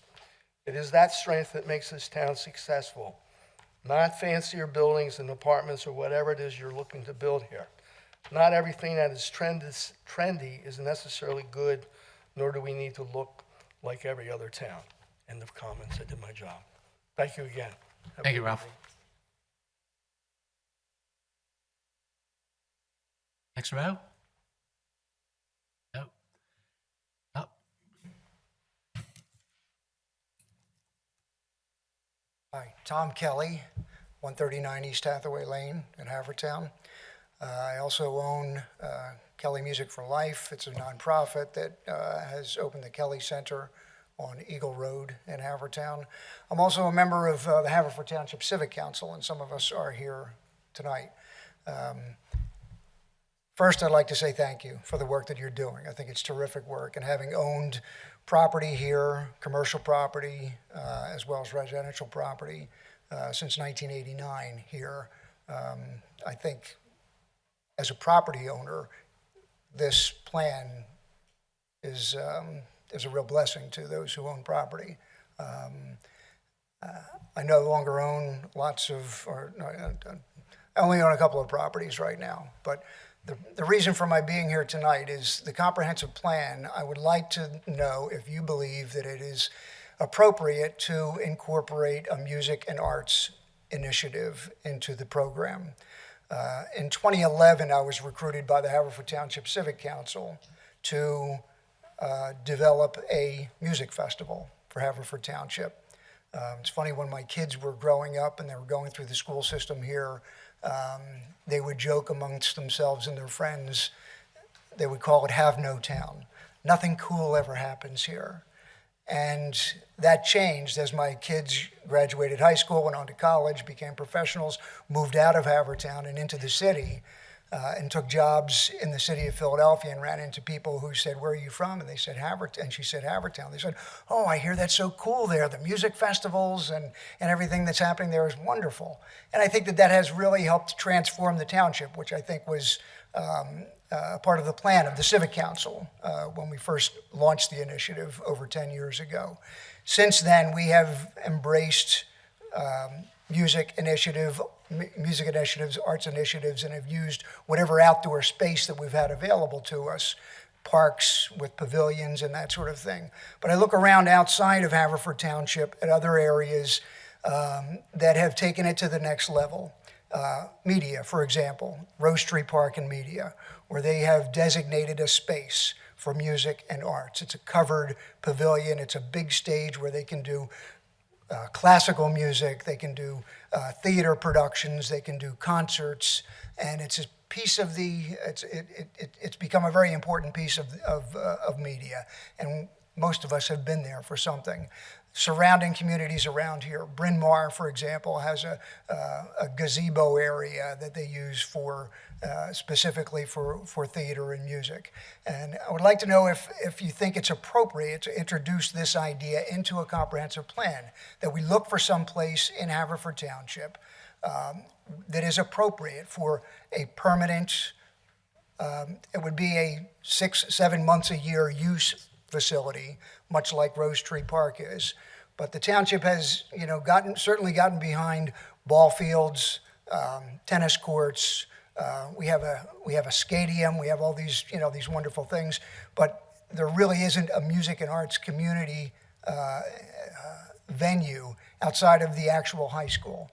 And I think I would like to see, because I believe it's really good for the township, and we've seen it just in our little Kelly Center that we built a couple of years ago, the comedy shows, the music shows, whether they be jazz or bluegrass or whatever we're doing in there. It has really helped bring, a lot of people to the community, and it has helped define our little section of Eagle Road there in Havertown. I'm thinking that we could do this on a larger scale. And if you think it's appropriate, then I would introduce to my friends on the Haverford Township Civic Council that we make it an action priority item and start to look for an area to identify this, if it is something that the township would embrace. Angelo, if I may comment? Sure. Shortly after this comprehensive plan is done, there's another plan that's going to be developed with Parks and Recreation, and it sounds like this would fit more neatly under that, though I agree with you that this is a wonderful idea, because those are the properties that would be involved. That's my thought off the top of my head. It would be a Parks and Rec project, Is that what you're saying? Yeah, well, they're doing a plan themselves. It's referred to here, but I think, what's that, a couple months away? Something like that, Angelo? I was going to say that the comprehensive plan does talk about a town center. I don't know if you're aware of that or not, but it's basically taking the triangle between East and West Darby Road up to Eagle Road. Well, not all the way up to Eagle Road, but to the businesses there, and developing that to some degree as an area that possibly something that you're describing would fit in well. Obviously, it's not going to be devoted to arts and music 24/7, but it'd be a venue that you could use on an occasional basis or maybe a regular basis once a month or something like that. The comprehensive plan talks about the idea. They talk about possibly acquiring properties in that stretch as they become available. But it might make sense to include maybe some type of idea where that area gets studied by itself, as coming out of a comprehensive plan. Maybe the township hires a consultant to just focus on that area and see what the pros and cons are of using that space. But that might fit in well. It's, it's The triangle there, I'm familiar with. And first of all, you have to wrestle the property away from the owners. And if that happens, is it really a suitable place for music and arts? Is there enough parking around? How are the acoustics with traffic driving by on all three sides? That's things would have to fall in place, obviously, but Discover Haverford HPED has made a strong case to develop that area as a town center. So it did make its way into the comprehensive plan, but it may require further study. Okay. Okay. And Lou's idea about, designating an area somewhere in the township on one of the recreational sites, one of the parks or something like that, that's another possibility also. But as Lou said, that they're doing their own studies, so hopefully they'll have a steering committee and they'll have meetings open to the public where people can present their ideas and comments for that study also. Okay. Well, thank you. Again, this is all about making Haverford Township a better place for all of us, so I appreciate all of your work. Do you have any specific suggestions as to what would be where such a entertainment or special event center would be? My first thought was out near the creek where there are some steep sloped areas that are otherwise undevelopable. But when I went out there and just did a quick walkthrough, and I have not studied this, but that was a first thought that came to my mind. The acoustics, because of of 476 running by there, it's not suitable for an outdoor venue at that spot where I was standing. There may be other areas of that area over by the creek, but the one where I was looking at with the steep slope area that runs down, that is otherwise undevelopable for any other reason. But but I won't bother going into, a study unless it's something that's embraced. I'd be happy to dedicate my time and volunteer my time to study it. Well, Mr. Kelly, I really appreciate your recommendation, and I actually think that this should be included in something like a comprehensive plan. And one of the things that the comprehensive plan, I feel like, doesn't get into in as much detail is some of the community events and kind of the kind of non-tangibles that make Havertown and Haverford Township writ large a great place to be. And that does include a lot of the community events, social organizations, and other kind of really robust civic associations that we have. And I feel like that kind of falls under that umbrella of being part of the just the great services that our residents and our business owners put on for the enjoyment of residents. So I think that is certainly something that I would recommend be included in the plan, and kind of taking from that and extrapolating it a little bit further to make a recommendation potentially to include some other descriptions in the comprehensive plan of some of the great things that are working well. Again, because this is a policy document where we're laying out our vision and our ideals. I think it's very important for the commissioners to encourage these sorts of civic engagement opportunities and to continue facilitating and fostering the ability of people like you to take this idea and this vision and implement it for the benefit of all of us. So thank you. Well, thank you. And what I've seen is there's no shortage of people who want to see this happen. We're all volunteers. This is an all-volunteer effort, and there's no shortage of people who want to get behind, whether it be a music festival or concerts in the park, or we're helping the library do their concert series. There's no shortage of people who want to see music and the arts lifted in Haverford Township. So thank you all for your work. Thank you, Tom.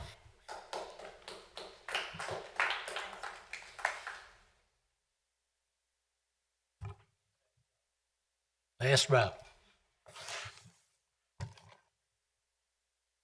Frank Pulcini, 61 West Eagle Road. I represent Christina Pulcini Ballet Academy. Thank you for your efforts. I served on a couple of boards and decided I would never do that again in my life.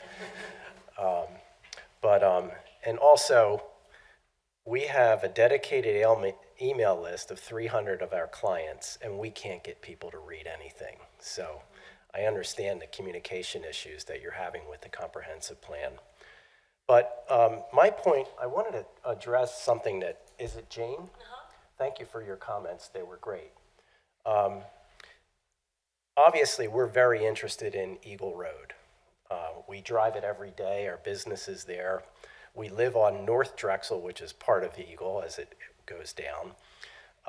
And I agree. I think Eagle Road needs some help. My concern with the comprehensive plan is that there has to be thought about other ways to make improvements to something like Eagle Road, rather than trying to get a whole block of business owners or property owners to agree on putting up, whatever the King Street model.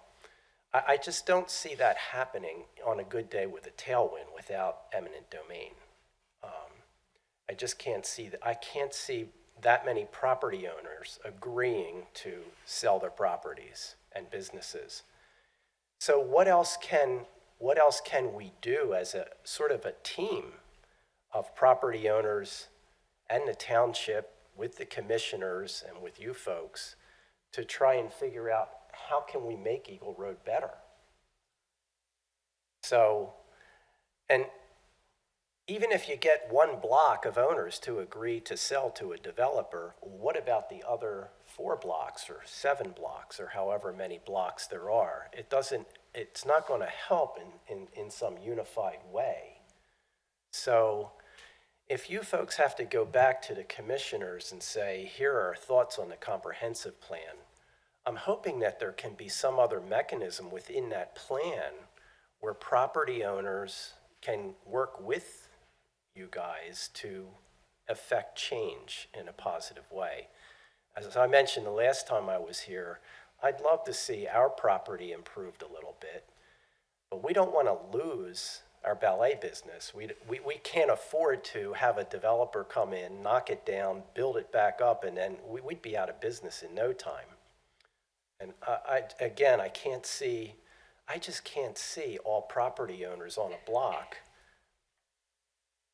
You know, I can't see everybody agreeing to do something like that. So how do you affect this plan and make Eagle Road better? One of the biggest problem with Eagle Road, Frank, is the limited right-of-way. The right-of-way on Eagle Road is from the back of the sidewalk on one side to the back of the sidewalk on the other. So ideally, you could improve it 100% Eagle Road if you could move that sidewalk back 4 feet, put a grass strip in. That would make the entire block at least walkable, okay? We would be okay with that as a property owner. You would be, okay? But you look at all the businesses along Eagle Road, you're going to wipe out dozens of parking spaces. And they live and die. Those businesses live and die by those parking spaces. So it's a tough nut to crack. And believe me, in 2009, we looked at an option that went over like a lead balloon, okay? This is something different. It's something new. And, you know, I don't know what else you can do. Unless people voluntarily do something, it's going to stay the same. Yeah, well, if people won't give up a few parking spaces or 4 feet or 10 feet of their property, you think they're going to give up their whole property? Well, This is my point about the plan. If they're paid for it, Frank, if they're paid for it, they might have to pay enough. Well, yeah, you have to pay enough, but there's as Maggie said, I mean, if apartments are put in or condos, they're not going to be something that, you know, you're going to be able to rent if you're working at McDonald's. You're going to have to be able to pay for those. It's not going to be cheap. Well, I appreciate feedback that even some of the commissioners are giving that, you know, we're not coming after your business. We don't want to take your property and blah, blah, blah. But we looked into what happened in Malvern, and they did execute eminent domain there. They did? Okay. So I don't know what's going to happen. But if you guys even envision that, we would want some advance notice so that we can figure out where can we move our business in Haverford Township. You don't understand. You don't have to move anywhere unless you sell. Okay, if you sell, then you've already decided that you're going to move. No, I was talking about if the township decides to use eminent domain. Well, then I don't see that in the report. I think people are worried about that. Okay, well, because it's a trump card. I would recommend then that you go to the Board of Commissioners meeting when this subject comes up and get them to commit one way or another as far as that particular concern. Yeah, but my final comment is we just wanted to figure out how to work within this plan with the township to try and help out with Eagle Road. Mm-hmm. And there has to be a way. We've done it. The Planning Commission has been able to get a couple of properties to move the sidewalk back, but that's only because they came in for land development. Okay, they asked the township for something, and in return, we asked them to give something back. So that's why at the YMCA, the storage area, the urgent care, we got the sidewalk moved back, and then, you know, that makes a big difference in my opinion. Well, like I said, we would be willing to do that. Okay.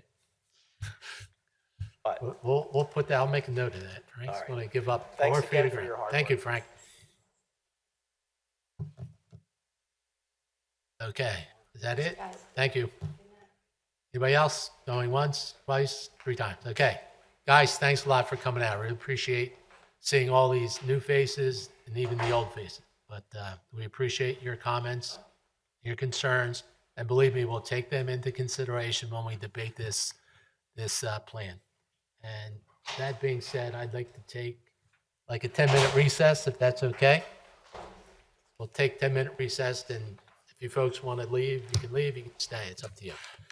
But thanks for coming. Okay, we're back on. We're going to go through some correspondence that we received before last time's meeting. So the first one is from Teresa Walther. It's a 2-page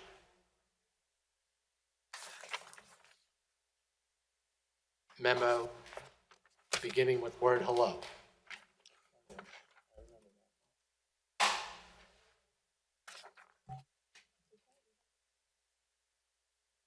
Kelly gave us last time. It was emailed to us because I printed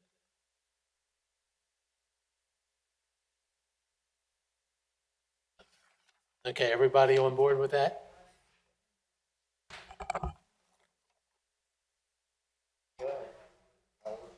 Okay. She has 7 points that she brings up. One suggests that the township is fully developed. Why would the plan want to build more if we were at capacity? And she mentioned the schools are over capacity. I think one of the focal points of some of the residential expansion that we're considering has to do with tax base for the township. I think there's a inordinate amount of tax base that falls on the shoulders of the current residents, and this might be a way to help spread that out a little bit so it's not as difficult for people to pay their taxes. And feel free to jump in here, okay? Don't let me be the only one talking. She talks about the plan has a lot of ideas, but nothing concrete. I think we've already talked about that the plan has to remain general in nature and that the real nuts and bolts comes when the ordinances are revised and updated. He also says, I'm not even sure what that end goal is. Well, I think I understand the comprehensive plan. I understand what the major goals are. I think it's spelled out in a couple different places, but perhaps some clarification needs to be made as far as how and when those goals are implemented. So I think we've talked about that the part of the plan that talks about implementation and schedules and things like that might have to be cleaned up a little bit. I'm looking forward to seeing the revisions because I believe we've talked about this before, having a clearer, these are the goals, the implementation recommendations, and then the steps to get there. So that might be already addressed in the revisions. Okay, as an aside, that revised draft is supposed to be ready by Monday. He was hoping to have it today, but I think he had some personal issues that he had to attend to and sent him back a couple days. Did you see the email that he sent? Did I see it? Yeah. Yeah. Okay, maybe I misread it. I thought he said Sunday he was sending it out, but. Well, yeah, he's going to email it on Sunday. You can look at it on Sunday, but a hard copy may not be available until Monday. Item number 4, most of the information obtained from this plan is dated back to 2019, which is true, although we did have public meetings and a Zoom meeting after COVID. I believe we had those in 2021. So, but the questionnaire went out before COVID. And again, it's a matter of economics. We don't know necessarily that putting out another questionnaire is going to result in any more information than we already received. My comment would be with a 10-year plan, that really shrinks the role COVID has in all of this.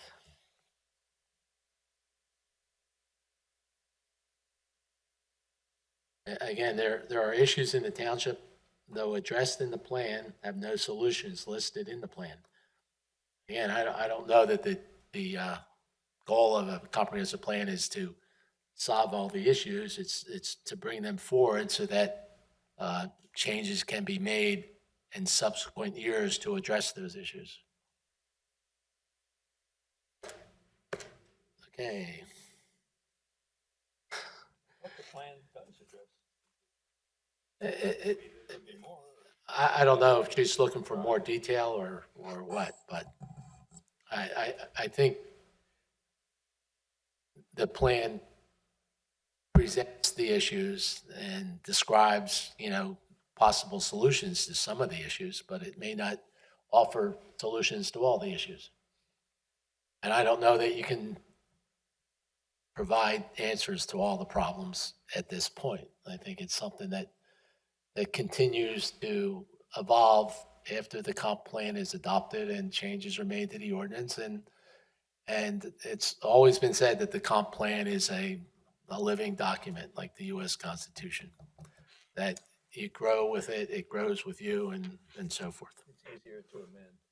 Yes. But number 4 is, there's a lot there to unpack because it goes in different directions. So massive congestion on township roads. Not all roads are township roads. A lot of the main roads where the congestion is are state roads. So you have to put that aside. And then we've already commented earlier that no development is allowed in floodplain, I'll call it, Right, area and so forth. So some of this just represents a lack of information on the specifics. And I do believe that the township on a regular basis does try to improve areas that are prone to flooding with storm sewer projects and things like that. I know they're currently doing a study for the Winwood Road area, although that area has been studied several times, and I don't know there's any practical solution that can be developed without some type of major expense or uprooting many of the property owners there. So, but I don't think the comprehensive plan is silent on the floodplain issue. I think it recognizes the fact that the township doesn't permit development in floodplains.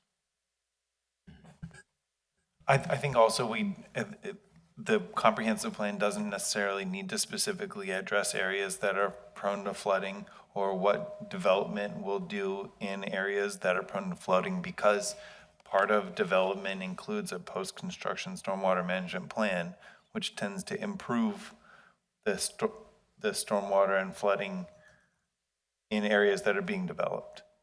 That's true. The township does have a strict requirement for flood control or stormwater management control for new developments.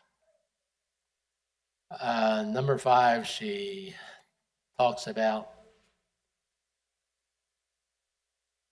the open space and trails, bike paths as alternate means of transportations.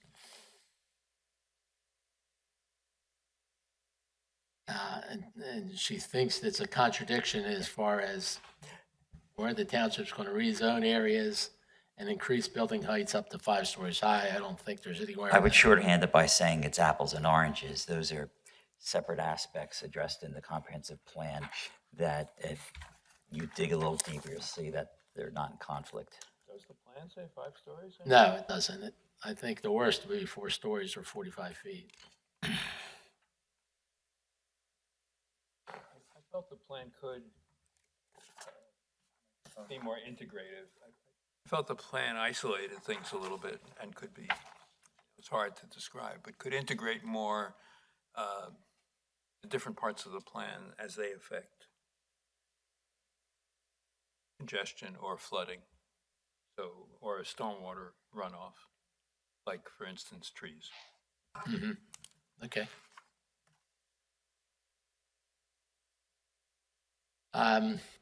She's concerned that only 3,500 or so people responded to the questionnaire, considering there's 50,000 residents. She didn't think that was a good cross-section, but I have it on from an expert that 15% response is a very good response rate. I think that's right. And also it's possible that in the comprehensive plan, there should be a plan for moving forward, which ensures that there is communication to the township, maybe on an annual basis or some periodic basis through the newsletter or some other method that the Board of Commissioners can develop, that make sure that when this is coming up for a renewal or revision in the future, we're not also addressing the exact same complaints again. Well, if we wait another 30 years, people will be able to read other people's minds, and it won't be a problem. You're right, Jack. We have to do something to improve communications. I agree with that. That's Kelly's job. Kelly, you got that? Yes. Noted. You said yes, I heard you. Okay, again, we're talking here, number 7 talks about affordable housing, and I think Maggie made it clear what affordable housing is, and that anything we're proposing will most likely end up being affordable, but to people who have a higher level of income, probably. I'm sorry, I didn't comment on this any further earlier when we were discussing at length the affordable housing situation, but I only see a couple of references to affordable housing, and it's only in the survey results where it wasn't identified as a high priority by like 12% of respondents said that it was a high priority to promote construction of affordable housing.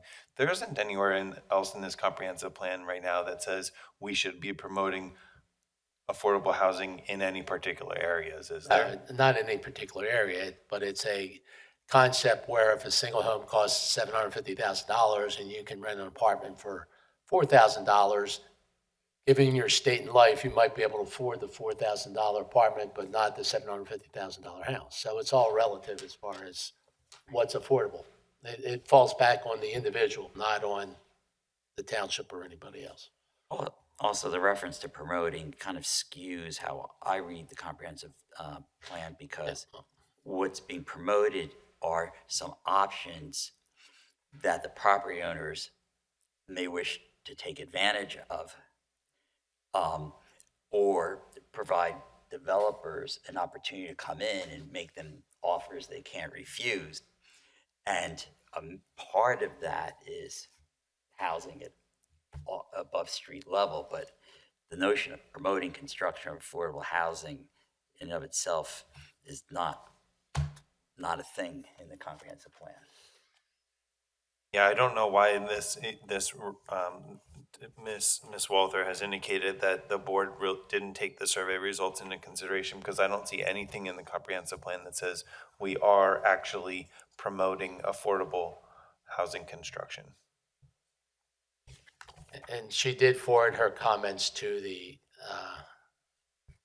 6th Ward Commissioner, I believe, her Commissioner Larry Holmes, who responded and apologized that not everybody got a chance to see the report. I didn't know that this was even being done. But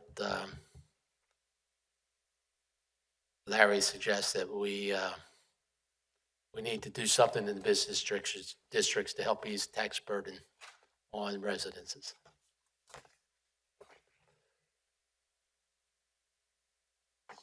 Okay, anybody else want to comment on her letter? Yeah, I'd like to actually go back to point 1. You made the comment about helping with the tax base.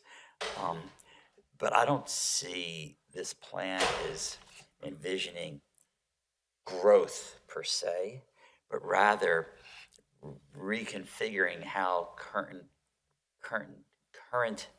properties are used that would change the mix and add incrementally, if you will, some additional residential units. But nothing, it's a matter of degree, as I see it, not kind. Right. Okay, that's it for me. Okay, the next letter we have is from the Haverford Township Shade Tree Commission. And the Shade Tree Commission recently passed a new ordinance. They had a new ordinance passed regarding shade trees and maintenance of trees on your property, and also maintenance of street trees. And there's a whole litany of things you can and can't do as far as street trees and shade trees are concerned.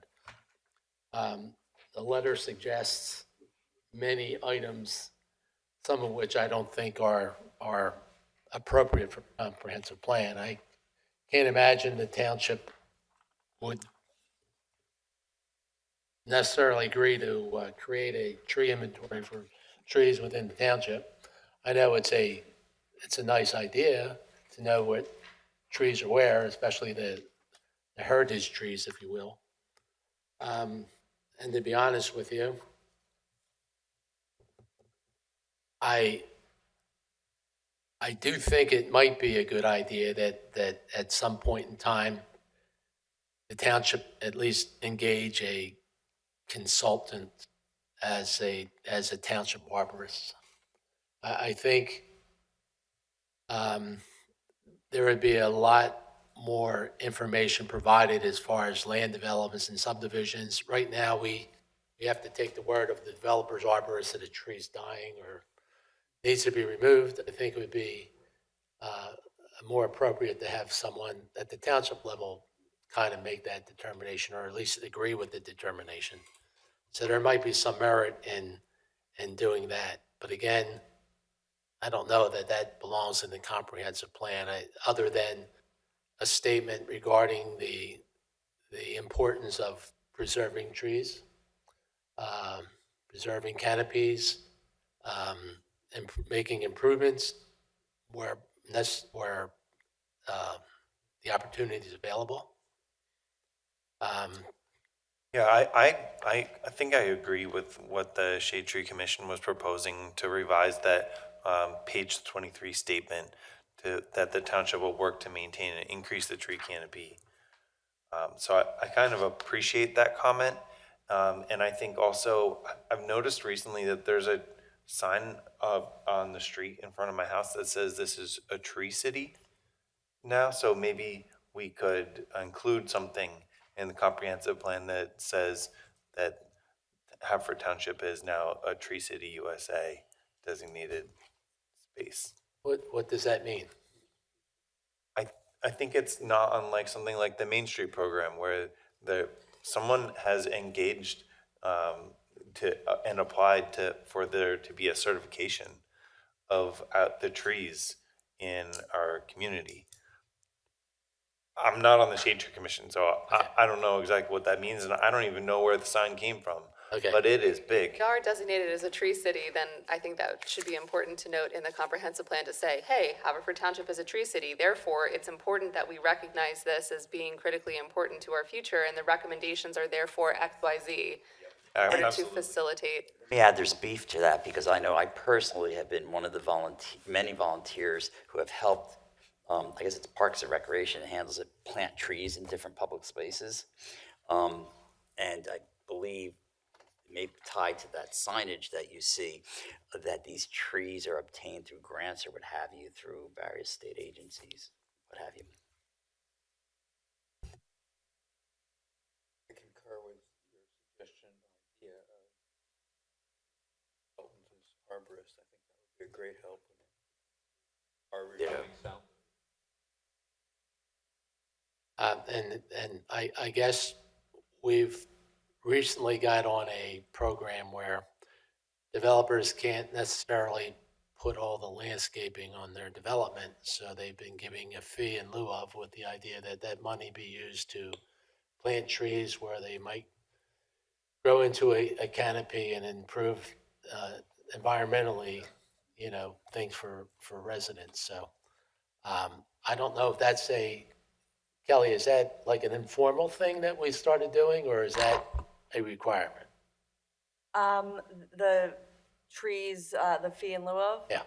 That is maybe part of the new shade tree ordinance. Okay. Perfectly honest, I do not have the new shade tree ordinance memorized, but it's possible that it was included. All right. If not, maybe that the comp plan could suggest the wording be added to the ordinance, when the revisions are made. That becomes a requirement as opposed to something we just do as things permit. Would it be reasonable to allow the Shade Tree Commission to have an exhibit in the appendix that kind of describes their mission or something like that? Not appropriate in the comprehensive plan? Okay. No, I don't think so. I think it's appropriate for the Shade Tree Commission to have, if they have a piece on their website or something else about it, but it could be helpful to have in the comprehensive plan, just like a rundown of the various committees and commissions that operate in the township. So the Planning Commission is responsible for this, the Shade Tree Commission is responsible for this, the Parks and Rec is responsible for this, and then we've got our like volunteer groups, like all the civic organizations and Discover Haverford and the other types of things. Because kind of going to my point earlier, we don't have much in the comp plan about the like general community-based structure that township has to effectuate a lot of great policies and programs and do all of this volunteer work. So that could be a place where that gets alluded to and described in brief detail, but I don't think we should call attention to them. They're not, I just don't think it's an appropriate place to put their whole like mission statement. That sounds great, thank you. Okay, our next email is from Helene Conroy. What?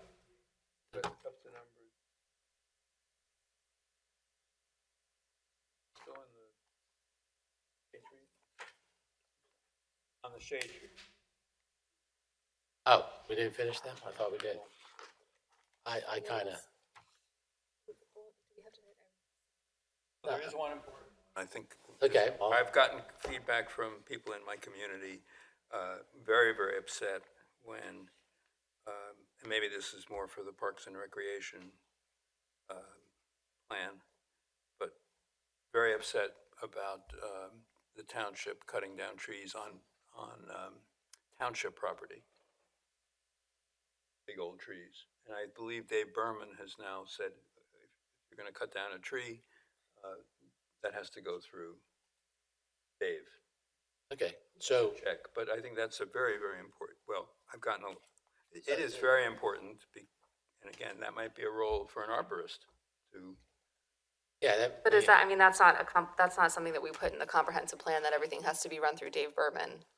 I'm not suggesting we do something like that. I think a general, I'm suggesting we include something in the plan that stresses and maybe again, it's better left for the Parks and Recreation because those are the people who decide to cut down trees now on public property. But no, I think it's important to Angela's earlier point, to kind of keep a general statement to say it's important as a policy goal and as a policy direction, it's important for us to recognize the value of trees and that the goal is to preserve trees to the greatest extent possible and enhance canopy cover where it's lacking. And so I think that generally covers the goal then to preserve those trees, because cutting down trees, if they're not dead or diseased, then goes against that recommendation to preserve trees wherever possible. So I think that we can not get away with, but I think that we're best served by having a broad statement like that. You're hoping that they're not cutting down trees that are viable trees. You're cutting down trees that need to be cut down for a reason.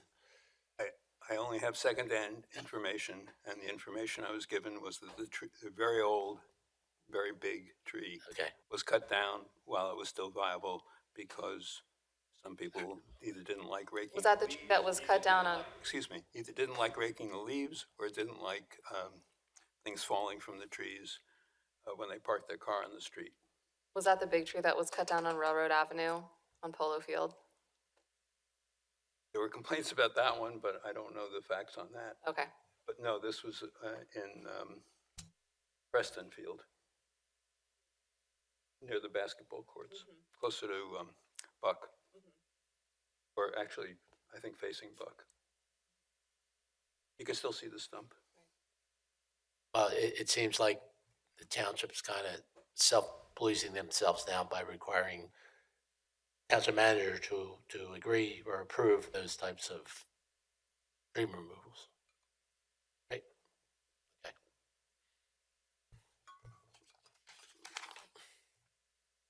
Okay. Okay, Elaine Conroy. I guess number one is basically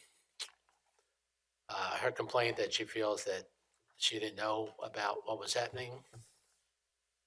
And she feels, I guess, We need to do a better job as far as communications with residents.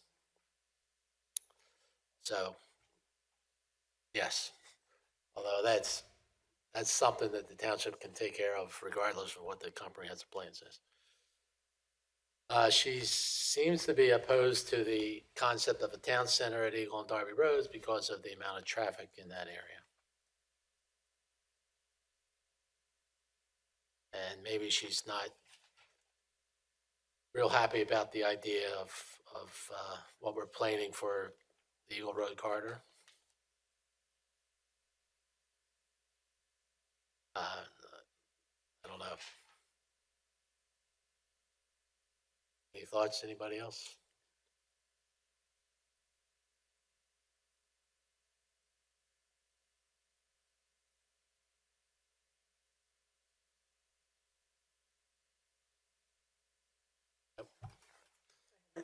I really would have. Okay down there? You keeping up with us, huh? Okay. All right. You okay? I think after reading these comments from Ms. Conroy, I appreciate the comment that the survey may not have been the most effective in her perspective. And I think there's an opportunity to improve that in future. But I think as has already been discussed, this is, the township needs to get through this process. And it's been going on for many years, and there's been a lot of opportunity for public comment. And then, and so I think that, moving forward, that this is feedback for the township manager and township administration and how to make something like this happen. And then on the second one, where I think she's opposing having a town center and increasing the number of cars that are passing through that area, and to stop with this planning and return it for a traffic and flooding review, I think is not correct. I think that this needs to get through, and then if there is further development in the zoning or the next processes for how Eagle Corridor gets redeveloped, if it ever gets redeveloped, then that traffic and flooding studies all has to happen at that time. And I think that our subdivision and land development ordinance already requires that process to happen. So thank you, Ms. Conroy, for these comments.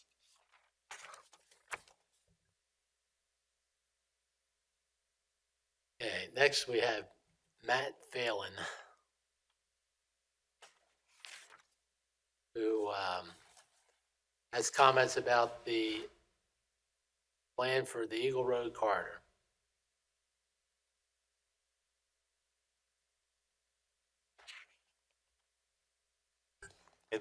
It looks like this is the Haverford Road corridor. The Yes. concerns about the Haverford Road improvements by PennDOT and how to change the zoning and fix the traffic. So I think this is not the right venue necessarily to further discuss what PennDOT is planning on doing there, because that's really moving, and it's we have state representatives that we can speak to about that. And it says keep the C1 zoning. I'm not sure exactly what the C1 zoning is. Is that the light commercial that existing there right now? And what would C2 do? Well, again, this is just to the broader point that I've beaten to death, is we shouldn't be saying specifically what zoning districts something should be going from or to. So the policy objective should be, we would like to see this kind of development along this corridor in the future, and that's what should be in the comp plan. And then any other specifics about changing of the zoning district should be done in the implementation stage, not during here. So I think, to his point, I think the takeaway that I'm seeing is that he just doesn't agree that an increased level of development should be permitted along that corridor, because he's saying that he only wants single story and no residential, because that would increase, in his mind, the traffic along there. Certainly there's going to be traffic impacts when you add residential to an area, but I think if the steering committee was looking at this from a perspective of TOD, right, transit-oriented development, I 100% disagree with this person and think that there should be additional residential opportunities within proximity to transit. I agree with you. Should there be a draft or a proposed zoning plan included in the comprehensive plan, do you think? No. I don't think so. Okay, cool. I think we need to take it out. I think we need to pull everything back and keep it focused on these are the land uses that we would like to see in these specific areas. And this is the type of, if redevelopment occurs, this is the redevelopment we would like to see, and leave it as that, because the comp plan should really just be focused on what the vision for that corridor is, or the vision for that neighborhood or something, as opposed to saying specifically, we're gonna change the zoning from this to this, we're gonna consolidate this zoning district into this one. That's all very well and good as a blueprint, maybe, but it should be in the comprehensive plan, and we can certainly like use that information when we get to the actual rezoning, so that we don't throw away all of that work and effort to look into it, but I 100% think that it needs to be out of the comp plan. Okay, cool. So what you're saying is where he says, or the draft says, C1 is too restrictive, we should change that to C2. You would say leave that out. I think it needs to be left out, because I think the goal, when you're looking at, so that section of the comprehensive plan is about the future land use. So we need to be concentrating our discussion in the comp plan as to what the future land use should be. And so then in the implementation recommendation, it would be update the zoning code to reflect the future land use goals that we've articulated. And then at that point, we can say, all right, so for this corridor, we've identified this future land use as being this. The current zoning is too permissive or too restrictive, and therefore we're going, as an implementation phase, we're gonna be modifying it. In the plan or not in the plan? Not in the, Okay, I agree. Yeah, the plan would identify that area as a commercial area with residential on top. If you're talking about the east side, the west side would stay commercial, okay? Then it becomes down to when you get to implement the plan, do you want to combine C1 into C2 and just make it one commercial district, which allows for more uses than just the C1 allows or the C2 allows? Right? I get that right? Huh? it's so late and I'm so okay. hungry, I just don't know anymore at this point. It might be helpful for listeners to understand that You're on. this body does not address zoning changes. There's another municipal entity that deals with that. Okay. Andrea Hoot. I think Andrea owns a store on West Eagle Road. And I guess she's complaining about improvements that we're proposing along Eagle Road, not understanding that the concept that we're proposing.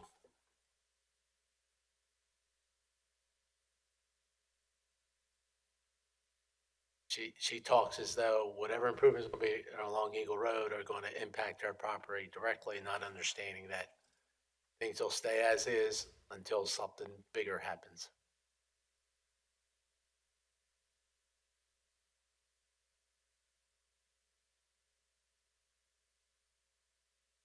So I would again kind of point to the reason why mixed-use development is a viable alternative to keep commercial is because commercial buildings unto themselves do not provide the economic value any longer the way they do. So she mentioned the disinvestment brick and mortar stores, which is entirely true, which is why developers and property owners have found better economic value to have mixed-use properties, because you can essentially then use that income from the residential to subsidize the commercial. So that's one way to keep the commercial where it is, and then also attract more residents within closer proximity to the businesses, so then it also drives additional traffic to those businesses. So that's kind of the Planning 101 concept of why mixed-use development is a good alternative in previously exclusively commercial zones, for that reason. And because we do have small lots, so this is where we can have that kind of downtown mixed-use type opportunity.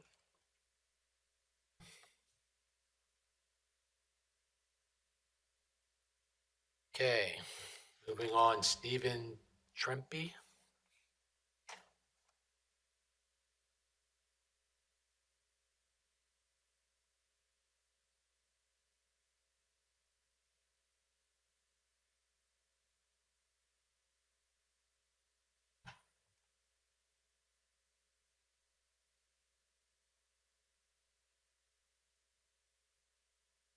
And just, sorry, real fast, back to the other letter. She had a concern about traffic and parking.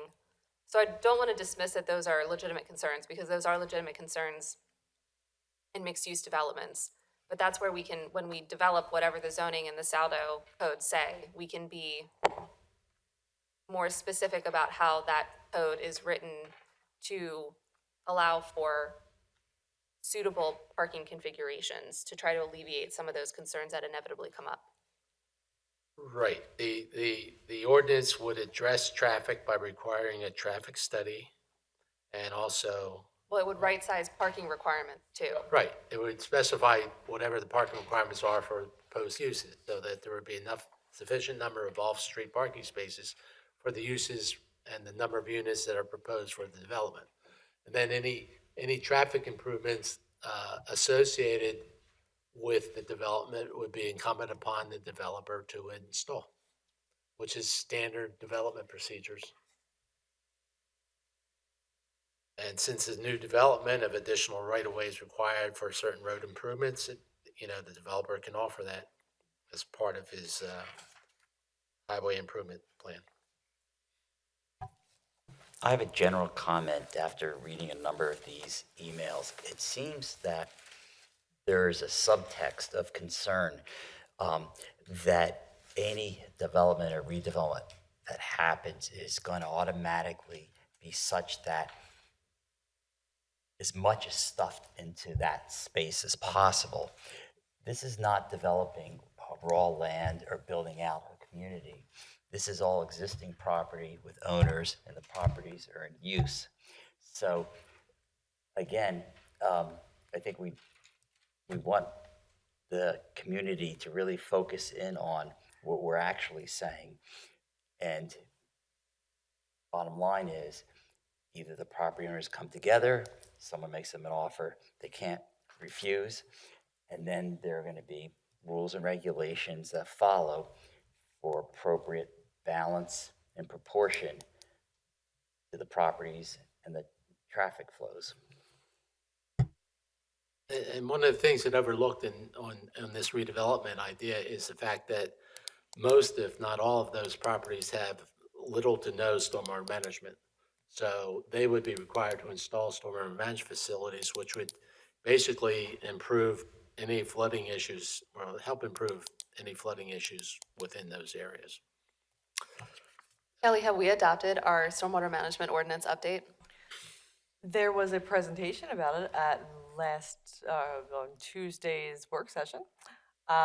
They have elected to hold off on actually moving forward with adoption until the state approves the Delaware County model ordinance. Do we get to see that? It's stormwater management and not under the Saldo, so it was not going to come before this board, and we really don't have a choice. Okay. And it was written by the Delaware County Planning Commission. Okay. Okay. Thanks, All right. Kelly. Okay, last one for tonight is Doreen Sarr. No, I was going to tell you, you got to do this. Okay. For those of you who don't know, Doreen and David are married, right? Did I get that right? Okay. We ride double harness. I never knew that. Ride double harness. So,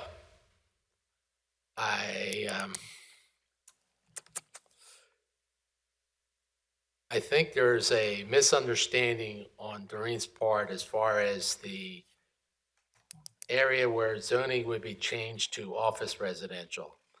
I think she's under the impression that all the residential properties along Haverford Road, south of County Line Road, would be rezoned to office residential, and that's not the case.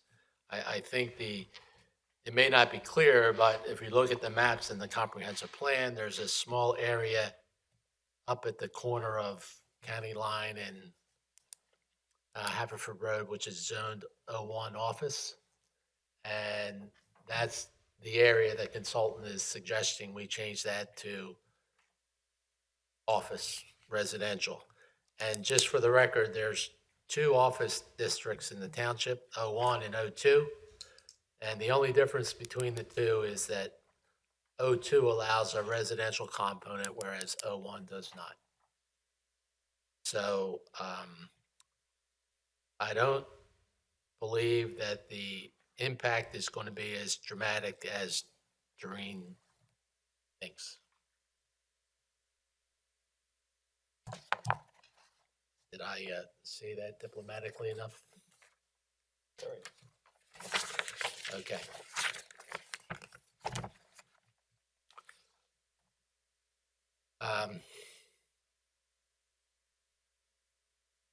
Again, a lot of her comments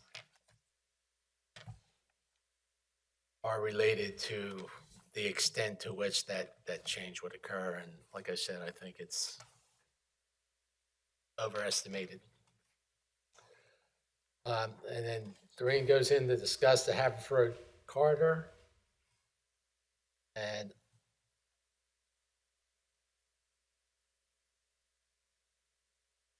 I don't know that there's anything in here that we haven't heard before, although she does recommend the how the corridor issues could be approached differently.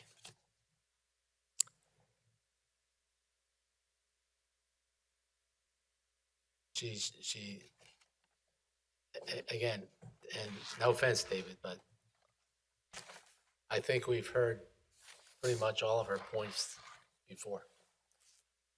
And, you know, it's still open for discussion among the board members, but we have to come to a decision, I guess, as to whether or not that section of Haverford Road warrants any major modifications that might be similar to what we're proposing on Eagle Road. I think it's a noble effort to try to make that area pedestrian friendly. But again, given the limited right of way and the narrowness of the lots on the west side, on the railroad side, I don't know that we can necessarily achieve all those goals. The east side is different. If we take the idea for Eagle Road to the east side of Haverford Road, the impacts to the residential neighborhoods won't be as great as they would be to the residents adjacent to Eagle Road, because those properties sit much higher in elevation than the properties along Haverford Road do. So the impact won't be as dramatic, I don't think.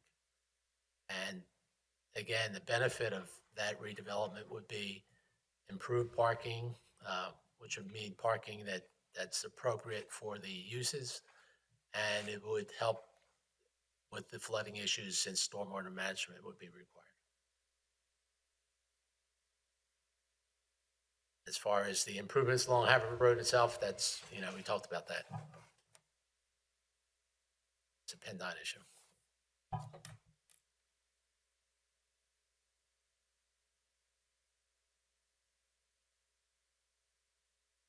Anybody else have anything to say?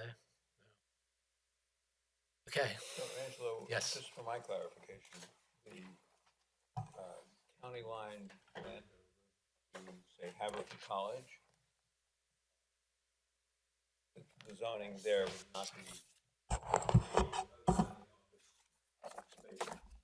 closer to the corner.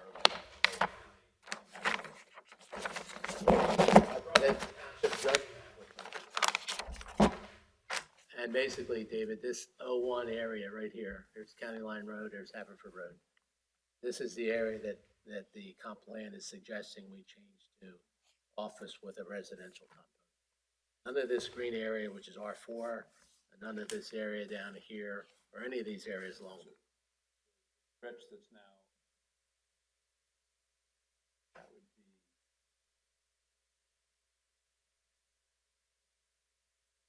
yeah, Polo through Haverford College. Yeah. Would not be changed. No. Just that dark red area in the upper right-hand corner of the township zoning map. It's zoned 01.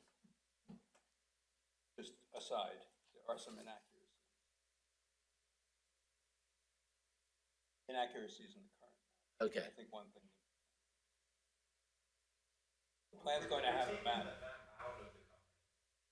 This is the existing. This is the existing zoning map. The existing zoning map is legally required to be in the comp plan. Yeah, we have a zoning map in there, which is kind of like a conglomerate of what the actual zoning map is, so. The maps, sorry, go ahead. If there's no zoning map in there, it should be in there. The map that's in there should be accurate. Yeah, but which one? Like, there's 3 of them in there right now. Well, they're very poorly, What we use, and this is the official one. yeah, they're very poorly labeled. And so there should be the zoning map, which is the true and accurate and legal zoning map of the township in its entirety. And then there should be the land use map, which is the existing land use map, which is based on what the land use is and not the zoning district. So, for example, if you look at the Brynford neighborhood, because of all of the existing nonconformings in the Brynford neighborhood, like there's a commercial garage on my next door neighbor's property. So it would show up as commercial, even though we're in the, I think we're R, what are we? What's the green? R6, R5? R4? One of them. That's what the second version of the zoning map is. It's the Well, land it's, use map. no, because it's like the proposed zoning map, but it's like the proposed generalized zoning map, which includes the recommendations for the changes to the zoning code. I'm talking about the one on the page before that. Yeah, it's like a generalized zoning, because there's so many zoning districts, it aggregates them, so it doesn't actually have a zoning. There is no map in the plan as proposed that is actually the full zoning map. And so we should have the full zoning map, and then we should have the existing land use map, and then the future land use map. And the future land use map should be used then to inform the zoning changes to the zoning districts that we'll make during the implementation phase post-adoption. But we shouldn't have a like proposed zoning district map in the comp plan, because that's kind of putting the cart before the horse. If I'm understanding Maggie correctly, there are 2 sets of nuts and bolts issues. One is what should and shouldn't be in the comprehensive plan, and 2, the accuracy of what is in the comprehensive plan, and there's some cleanup that needs to be done there. Does that capture it? Got it. Okay, guys, I think that's all we should do for tonight. Unless anybody else has anything they want to bring up? Do we have? Angela, well, I'm sorry. I'm sorry, can I just make a suggestion? So since today was the last day for residents to submit public comment, and Kelly gave us a printout of some additional public comment, we won't really be able to effectively review these in the next meeting, because we're going to be giving our own recommendations in the meeting. So can I just make a recommendation for all the planning commission members to review this independently as you prepare, or I guess before you prepare your own comments for the next meeting? Because I want to make sure that we give all of these comments their due review and consideration prior to us creating our personal kind of talking points for our recommendation for later this month. Right. Because I don't know that it would make sense for us to review them in the detail that we have ahead of our recommendations. So I think this should just be, we all commit to reading them I think that sounds great. independently. Will they be included in the minutes? All the public comments are included in the minutes. Oh, I don't know, Kelly, are we actually putting like the full, are we, all the comments that you've received via email, are they being aggregated or posted or otherwise available? They have not been, but we can certainly work to do that. I mean, we've been reviewing them. We've been kind of reading them out loud, or at least, hitting the talking points of each of them. I don't know that it's necessary, but if the planning commission would like us to do that, we can. I was No? just Okay. curious. I don't know if it's appropriate. I think I- since it's on record, if anybody wants to see what we discussed, they can easily access what we. I agree. And also, I don't know that people email the comp plan email address, fully knowing or realizing that their email address would be Published, yeah. I think for privacy's sake, I mean, because people provide their email address and their address, and I think we've gone through them and, we've read the names of who it's from in the public record, so I think we don't need to provide it in a posted manner, but obviously, I'm sure all of these comments are gonna be aggregated for township records, and if anyone wants to come and see them, they can come and see them. They absolutely are subject to the, Right to know. open records. Yeah. Or a record Or- request. yeah. So, if somebody wanted to come in and specifically view them, absolutely could. But generally, I don't know that putting them on the website with everybody's, personal information that they didn't maybe think or know that would be posted on the internet for everyone to see, maybe the better choice, yeah.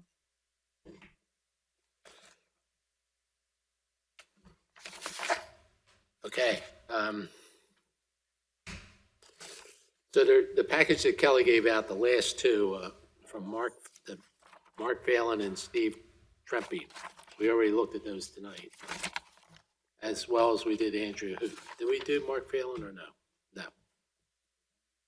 No, that didn't come in until today. Okay. The last two in the package that Kelly gave out tonight, we've already gone through, so you can take them out of your package. They've already been considered.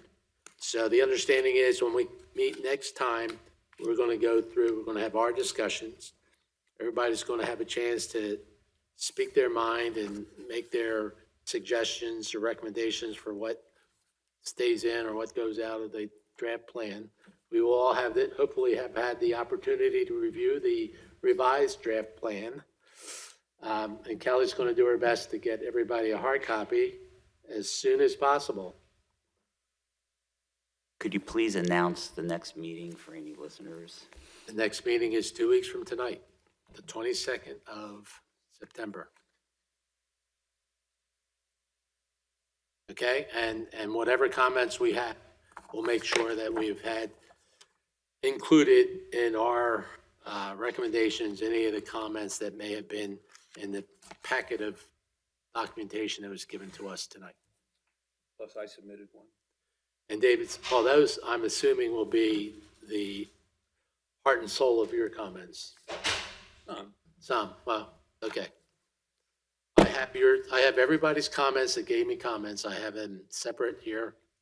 I haven't seen anything from Lou, and Lou said he doesn't have anything that he wants to offer right now. And Jack, I didn't get anything from you, correct? That's right. Okay, so you guys will speak your mind in 2 weeks, being fully prepared based upon your review of the final or the revised draft plan. Everybody on board with that? We can live with that? Okay, good. Do we have minutes? You just have the July 14th. Okay, I'll make a motion. We approve the minutes from July 14th meeting as prepared. Second. All in favor, say aye. Aye. All opposed? Okay. I'll entertain a motion to adjourn. I so moved. Second. We adjourn. All in favor?